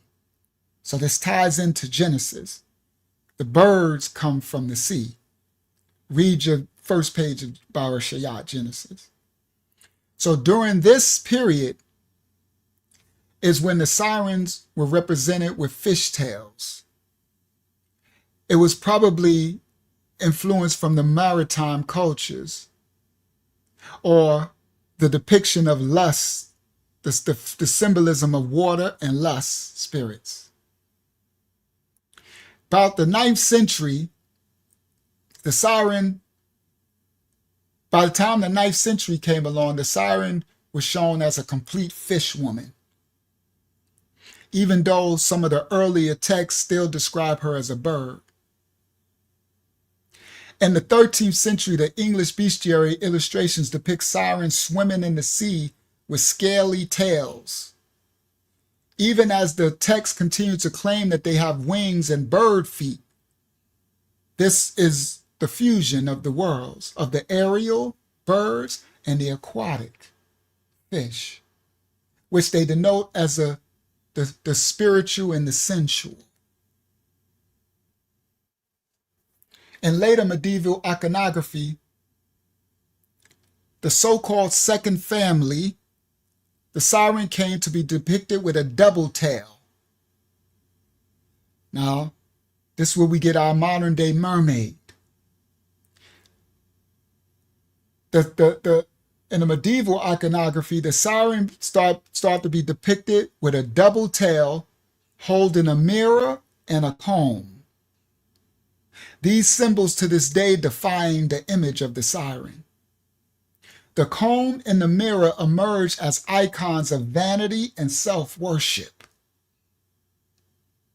It is a reflection of the entity, the soul, so enchanted with their own beauty itself that it turned away from the Creator. That's like Hasatan. So enchanted with their beauty that they turn away from their Creator. You got different manuscripts that depict sirens with wings emerging from their shoulders, wings emerging from their hips. In some hybrid version, they retain the feet of the birds. These different representations reinforce the idea that sirens are reflected images of something that was once holy.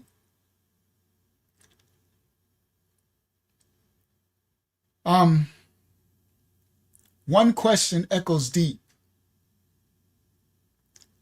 Are these creatures described in myths and the ancient manuscript and religious traditions just symbolic construction?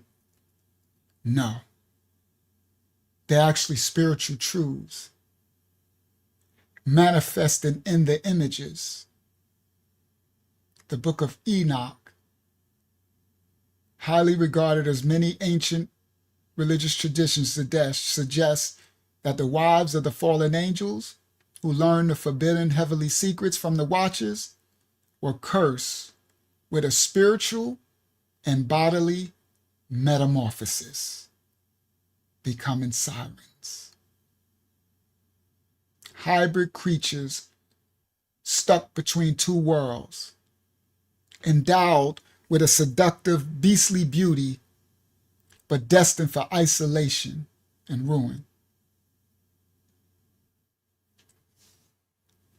That was my breakdown, praise Yah, of the title. What did the wives of the fallen angels do on earth? All praise to the Most High. You guys had an amazing. I'm glad I was able to show the images while I'm telling the stories. I know it hits different. I like that the Most High has me also putting these images up as I break down these stories, analogies, traditions, mythologies, facts. Now y'all have a full understanding, as much as I could give it at this time, of what the wives of the fallen angels became on earth and what's happening today. We got sirens all around us, in the gym, in Walmart. Some of our kids walk around sirens, walk around colored hair. Shout out to Robert Ben David. Walking around, ain't nothing new under the sun. Now we find out with the word choir, everything in this English language is crazy work. All of it come from the ancients, amalgamation of cultures and idioms and euphemisms and curses and spells. Ain't none of it. Now we know we got to speak the language, so we rebuke all that come with that tongue, but we need to understand where these things have their root and foundation. What did the wives of the fallen angels do on earth? They became sirens. They became seductive spirits, succubus, all of these different entities of seduction, seducing spirits on earth. They became Mammy Waters. See, it goes into all the traditions. You'll find them in every culture and tradition. It'll be just called in a different name, title. But ain't nothing new under the sun. Be careful, men and women, especially the men. Because, see that Pied Piper she blowing on? That's that flute. Be careful out there. Sisters too. Because some of your friends, family members will be sirens. They'll work dark magic in your life and will wreak havoc. You know how many marriages were broken up because a sister met another sister at work or something, right? Something like that. And you had no idea that this woman was really a siren. Yes, some of my exes are sirens. I know that, and the devil's alive. If I'm lying, I'm flying. I repent for all that. I didn't know no better. I watch now. No, the siren won't get me today. That's what courtship was about. Courtship was a way to stop us from these sirens. See that image? That's the old image of the siren with the bird face and image. Nah. Ain't no siren will get me today. The courtship will take care of that. I gotta see your fruit. It'll be exposed who and whose you is. Y'all gotta be careful, bro. The sirens are in our phones. It's in our Netflix. It's in these new AI images. They got AI influencer models that are making millions, and the people don't even care today. They don't care that it's not a real person. They got AI that got OnlyFans accounts and stuff, making thousands of dollars of showing, and it ain't even a real person. And these men don't care. It's the seduction of the eyes. It doesn't matter. You can trick and that's what the stuff is happening, where it's coming to. You could trick your senses, and it's coming to that point where it doesn't matter if it's real or not. It just matters how good it look, how much it can seduce me with the image. And some of them look crazy. It's because the AI is able to make the most, it's like what the fallen angels did. They're able to make the most perfect image where no human is really that perfection. The AI can, and now you can't tell the difference. I've seen some, I'm like, oh man, this is some wicked stuff. Men are marrying them now. Oh, it's going to get so much worse. It's going to get so much worse. But it's all go back to the fallen angels sleeping with the daughters of men and what they took on and what they became. All praise to the Most High's holy name, his rightful order. Praise Yah. I'm going to do maybe one question. We're going to close out. We're going to keep this at this lesson right here. What was, Hakiyama, did anybody ask a question on this study that tied to tonight? Did you have? Oh, we can't hear you. I can't hear you. Oh, that was you unmuting yourself. All I can hear is the static. That was her. I was like, why ain't nobody saying nothing? I keep hearing the static go, and then nobody say nothing. Dag is messing with her stuff. Hopefully, if it doesn't clear up, I'm gonna have her write it in the chat. Thank you, Yala. Hold on, let me let her in. She's back now. See if it works now. If it doesn't, then I'm gonna just have you write it in the chat.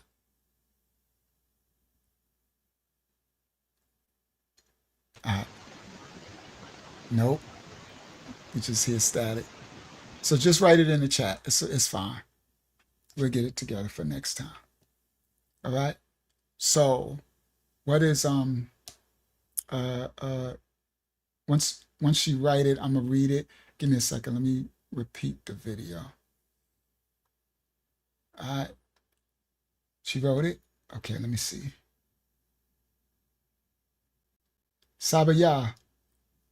Yah's chosen said, do you believe in the beginning that those women knew that those were the watchers, since the watchers could have shapeshift? Oh, so I said that at the beginning of this lesson, Sabaya. So what I said was, they didn't know, no one knew that the watchers was watching, but by the time the watchers introduced themselves, they would feel a different presence. It wasn't human. And then by the time the watchers introduced themselves to them, the lust of the watchers had already started to enter the spirit of the human woman, because the watchers was already, because spiritual doors can be open. That's why you got to be careful who you entertain and things you watch and see. So as those watchers were given so much attention and energy, there had to be entrances into the spirit of the woman. So the woman had to feel like a presence of something is, something's happening. I wouldn't be surprised if the watchers didn't start to do things for them, right? And right, favoritism and stuff. So by the time, shout out to Natasha, shout out to Zimbabwe in the building. By the time they introduced themselves, it was already a highly seductive thing. Those women didn't have a chance. Like I said, by the time they glid on in, looking like Pretty Ricky, and stuff, they ain't have a shot. And then once they spoke and talked, it was like sound of music and seduction. So as you see, the sirens repeated what they got from their husbands. And remember, they taught them the warfare, the beauty, the art, the makeup. They taught them all these different things that's happening today. They taught them the art of warfare, seductive warfare, and everything. All right? Yeah, like the spirit wives and husband lesson. It ties in. That's why when y'all broke this down about the fallen angel wives, I was like, this is everything, Father. I'm like, you answering all my questions. Right? You answering all my questions. Yeah, thank you, Hakyama, for dropping the scriptures. Was it another question, Hakyama? And there was a question from Juliet last time. I saw it after the study. If I can, I want to answer that. If it's not no new question from tonight. And Zayana, is there any new questions? Zayana probably, she's probably doing something. Oh, I also want, do you think, there you go. So y'all got a question. I also want the other people in the ministry. Good night, Face Mom. I'm about to close out too, King.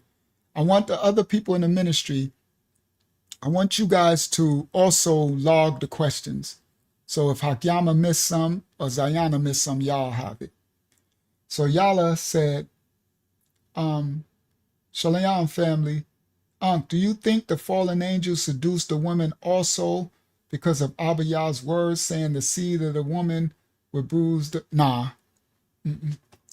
The fallen angels, they seduced them. It wasn't, they weren't, it wasn't intentful because of Hasatan. Because they wasn't fallen. All right, so let me explain.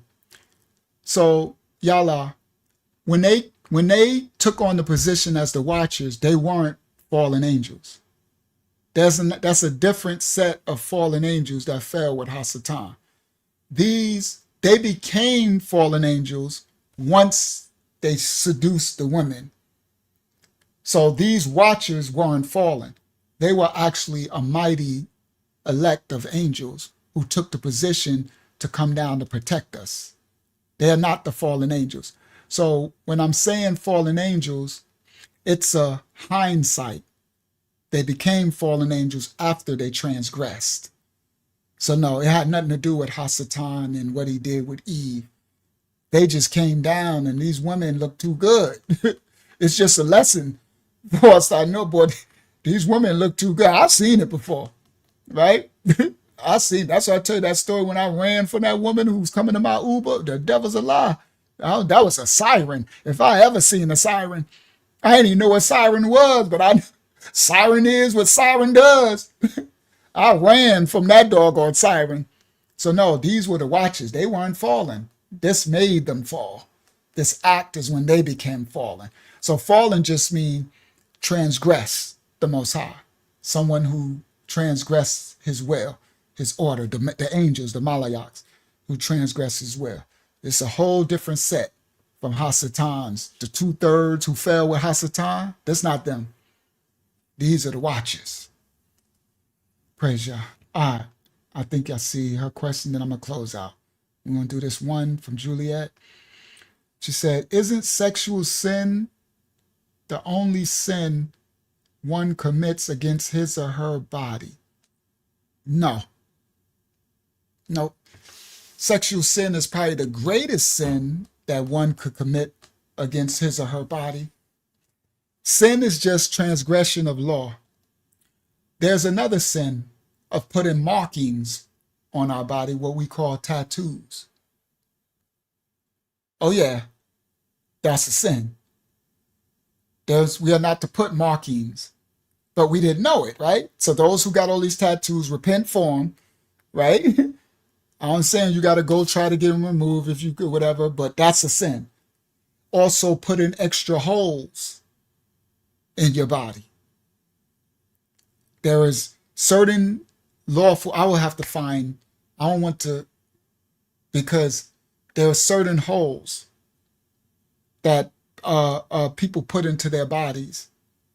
There's certain markings Also, another sin against your your um your body, your flesh, would be well, that's clothing will be sin that you put on to your body, right?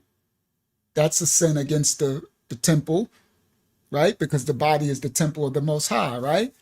So wearing seductive clothing, that's a sin against your flesh, your temple. Also, sin against your body is the food you eating. See, that's the one that get people in the most trouble. It's between that and sexual sin. In Genesis, he said, every fruit shall be to you for meat and every herb. So here we are eating dead flesh and blood. That's the biggest transgression against your temple. You got a death in your belly. Y'all see that sin? Between that and sexual sin, I don't know. I think that sin is even deeper. That sin of having flesh and death in your temple, making you unclean. Yeah. Can you hear me? Uh-huh. Okay. Oh, we hear you now. Look, she like got it to work. Praise Yah. We hear you now. All right. So start to come out of the flesh and blood. That's sin after Genesis 3 and 6. I showed you the mark of the beast, sin. There was no eating flesh and blood before that. So miss me with all these dietary laws and all these. That's the laws for the sin, laws for the sinner, for the unrighteous, the laws for those that was a compromise for those so you don't degrade further and become cannibals. The Most High put laws to stop us from the sin compounding. He never wanted us to have flesh and blood. No. So that's why I said I'll do the holes in the body a separate lesson because I don't want y'all to get freaked out. I had did it before. I think it's probably on Patreon, but I got to revisit it because now they did have different cultures that put holes in the body, but men, we're not supposed to have certain holes, right? So then they go further, right? You got people piercing their tongue, right? Putting holes in their nose. See? So I have to do the ear ring because then that ties into the ring. We're getting married and the ring. It's a lot of, right? So I'll do that another time. So don't, so we don't overwhelm people. Like, Dad, I can't wear earrings. Honestly, I would say do clip on. I did this lesson, bro. I did so many lessons. We got thousands of lessons. I did this one time. It's probably been years ago. And I opened up the ancient books and stuff that really we not supposed, I think it came out that we really not supposed to put no other holes in our temple. That, yeah, they doing a cheat, that all holes, the ear gates, the eye gates, the Most High placed the holes. And I think we came to the thing of doing clip-ons from your earrings and instead of holes. I think that came out. But again, we understand there's so many things we battle against. I don't nitpick and we're trying. It's like I would rather you conquer having a dead flesh and blood in your temple than worry about the earring unless you got some sorcery type of earring representing a siren or something, right? Remember, we tackle the sin. You don't take on slowly, like removing, because that's what get people in trouble. They overwhelm themselves. And religion does that to people. They have them overwhelmed where they feel like, well, I might as well just go do sin. I don't do that here. But tackle the big stuff. I'd rather you not have flesh, a dead thing crying out from your belly, working on that, and working on some your pornography or your masturbate or any of these big things. Shalom, Brother Chuck. We'll work on that. Work on the smaller stuff later. You heard? We'll work on smaller stuff later. That's smaller stuff. But men, we ain't supposed to be having all these holes in you. Different laws for men and women. But I think we broke that down one time with the earring stuff and found where the foundation of that stuff come from or whatever. But anyway, yeah. So no, there's a lot of different sins against our temple, our body. All right? So I'm going to close out here. Start to come out, start to wean yourself from flesh and blood so your temple can have a time of purification. That is not the Most High's law for us. That is the law of the second world, of the sinner, just like the law of Moses. It was made for the unrighteous, the sinner. Timothy 1:9. The sinner, the fornicator, the adulterer, the liar, the cheater, the thief, the sinner, not for the righteous. The righteous do the law of the Most High, day 1 to day 7. It's that simple. Clean up your temples, children. This has been What Did the Wives of the Fallen Angels Do on Earth? From the House of Yah. Thank you, everybody. Still 76 of us live worldwide at 12:30 at night. May the Most High cover and bless you all. We miss you too, Brother Chuck. We'll be live again Friday for another lesson. I don't know what the Most High going to have me bring out, but praise Yah. I'll bring it out. Hopefully you got fed tonight and we understand the root of these sirens. We understand the fallen angels slept with the daughters of men, and we got a deeper understanding of what happened and what came of it. And that's where you get a lot of these water traditions, especially like in Africa with the water and the Ifa, and then you got the voodoo, you got all this stuff. It's all darkness, marine kingdom. And then the Greco-Romans, the Poseidon and Trident and Venus and all of these water spirits and these marine woman spirits. This is where you get the woman, what is it called? The women guys. It's Eve spirits and Jezebel spirits and Inanna spirits and Ashtaroth and Astarte and whatever, Ceramises and all of these female spirits of women. You will know as the Most High. You will be as the Most High. You will know all things. The black woman is God and black girl magic. This is siren marine kingdom spirits, and the world is in this dark stuff. Black girl magic and all this stuff, woman worship. The devil's a lie. That stuff, boy, they women to tear you up. To transgress, the second world was created for a woman's fall, and Adam was too weak to cover. Men stand up. Get your backbone back. Get your backbone back. Get your authority back. Tell them sirens, be gone. The lust of the flesh. All the seductive spirits. It's hard out here. Hard out here for a pimp. That was a jokey joke. You know what I mean? It's hard out here for a righteous trying to be a righteous man or a woman, because men are seductive now too. Okay? They done took it on from being raised by these sirens. May the Most High cover and bless you all. Thank you, Hakyama, for your assistance.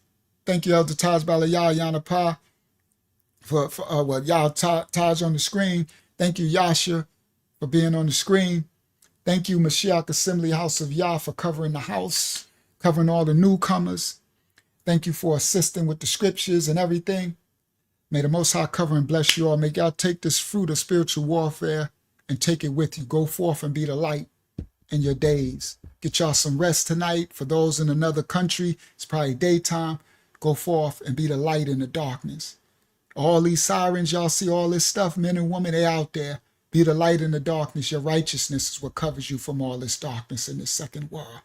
The righteousness of the Most High. Don't be like the fallen angels who transgress. Be those Yah's children who do his will until the end. You heard? From the rooter to the tutor until the end. From the house of Yah Mashiach to you worldwide, we say Shalom. We see y'all on the Shabbat Friday, Eastern Standard Time, 9 p.m. We love you all. Shalom, everybody worldwide. Hopefully y'all got well fed. Shalom. He adds secures and hooks us tight. A gift from Yah, eternal life. He sent his son a sacrifice to show how much he loves us. You are loved, you are loved. You are loved, you are loved. You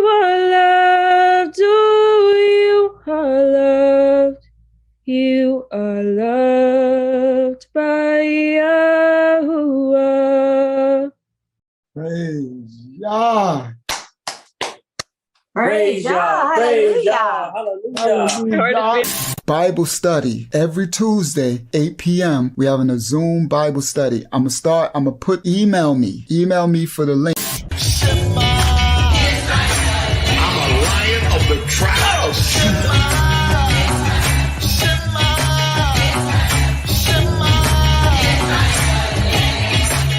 Say it again.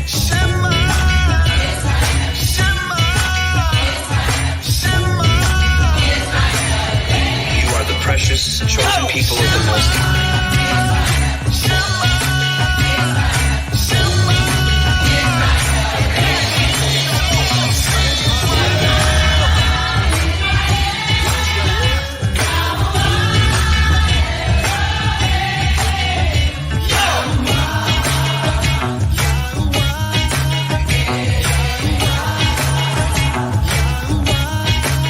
You got that right. We hope you have a good time watching our videos, and we will see you in the next video. And we'll see you in the next video. So like and subscribe. Our channel.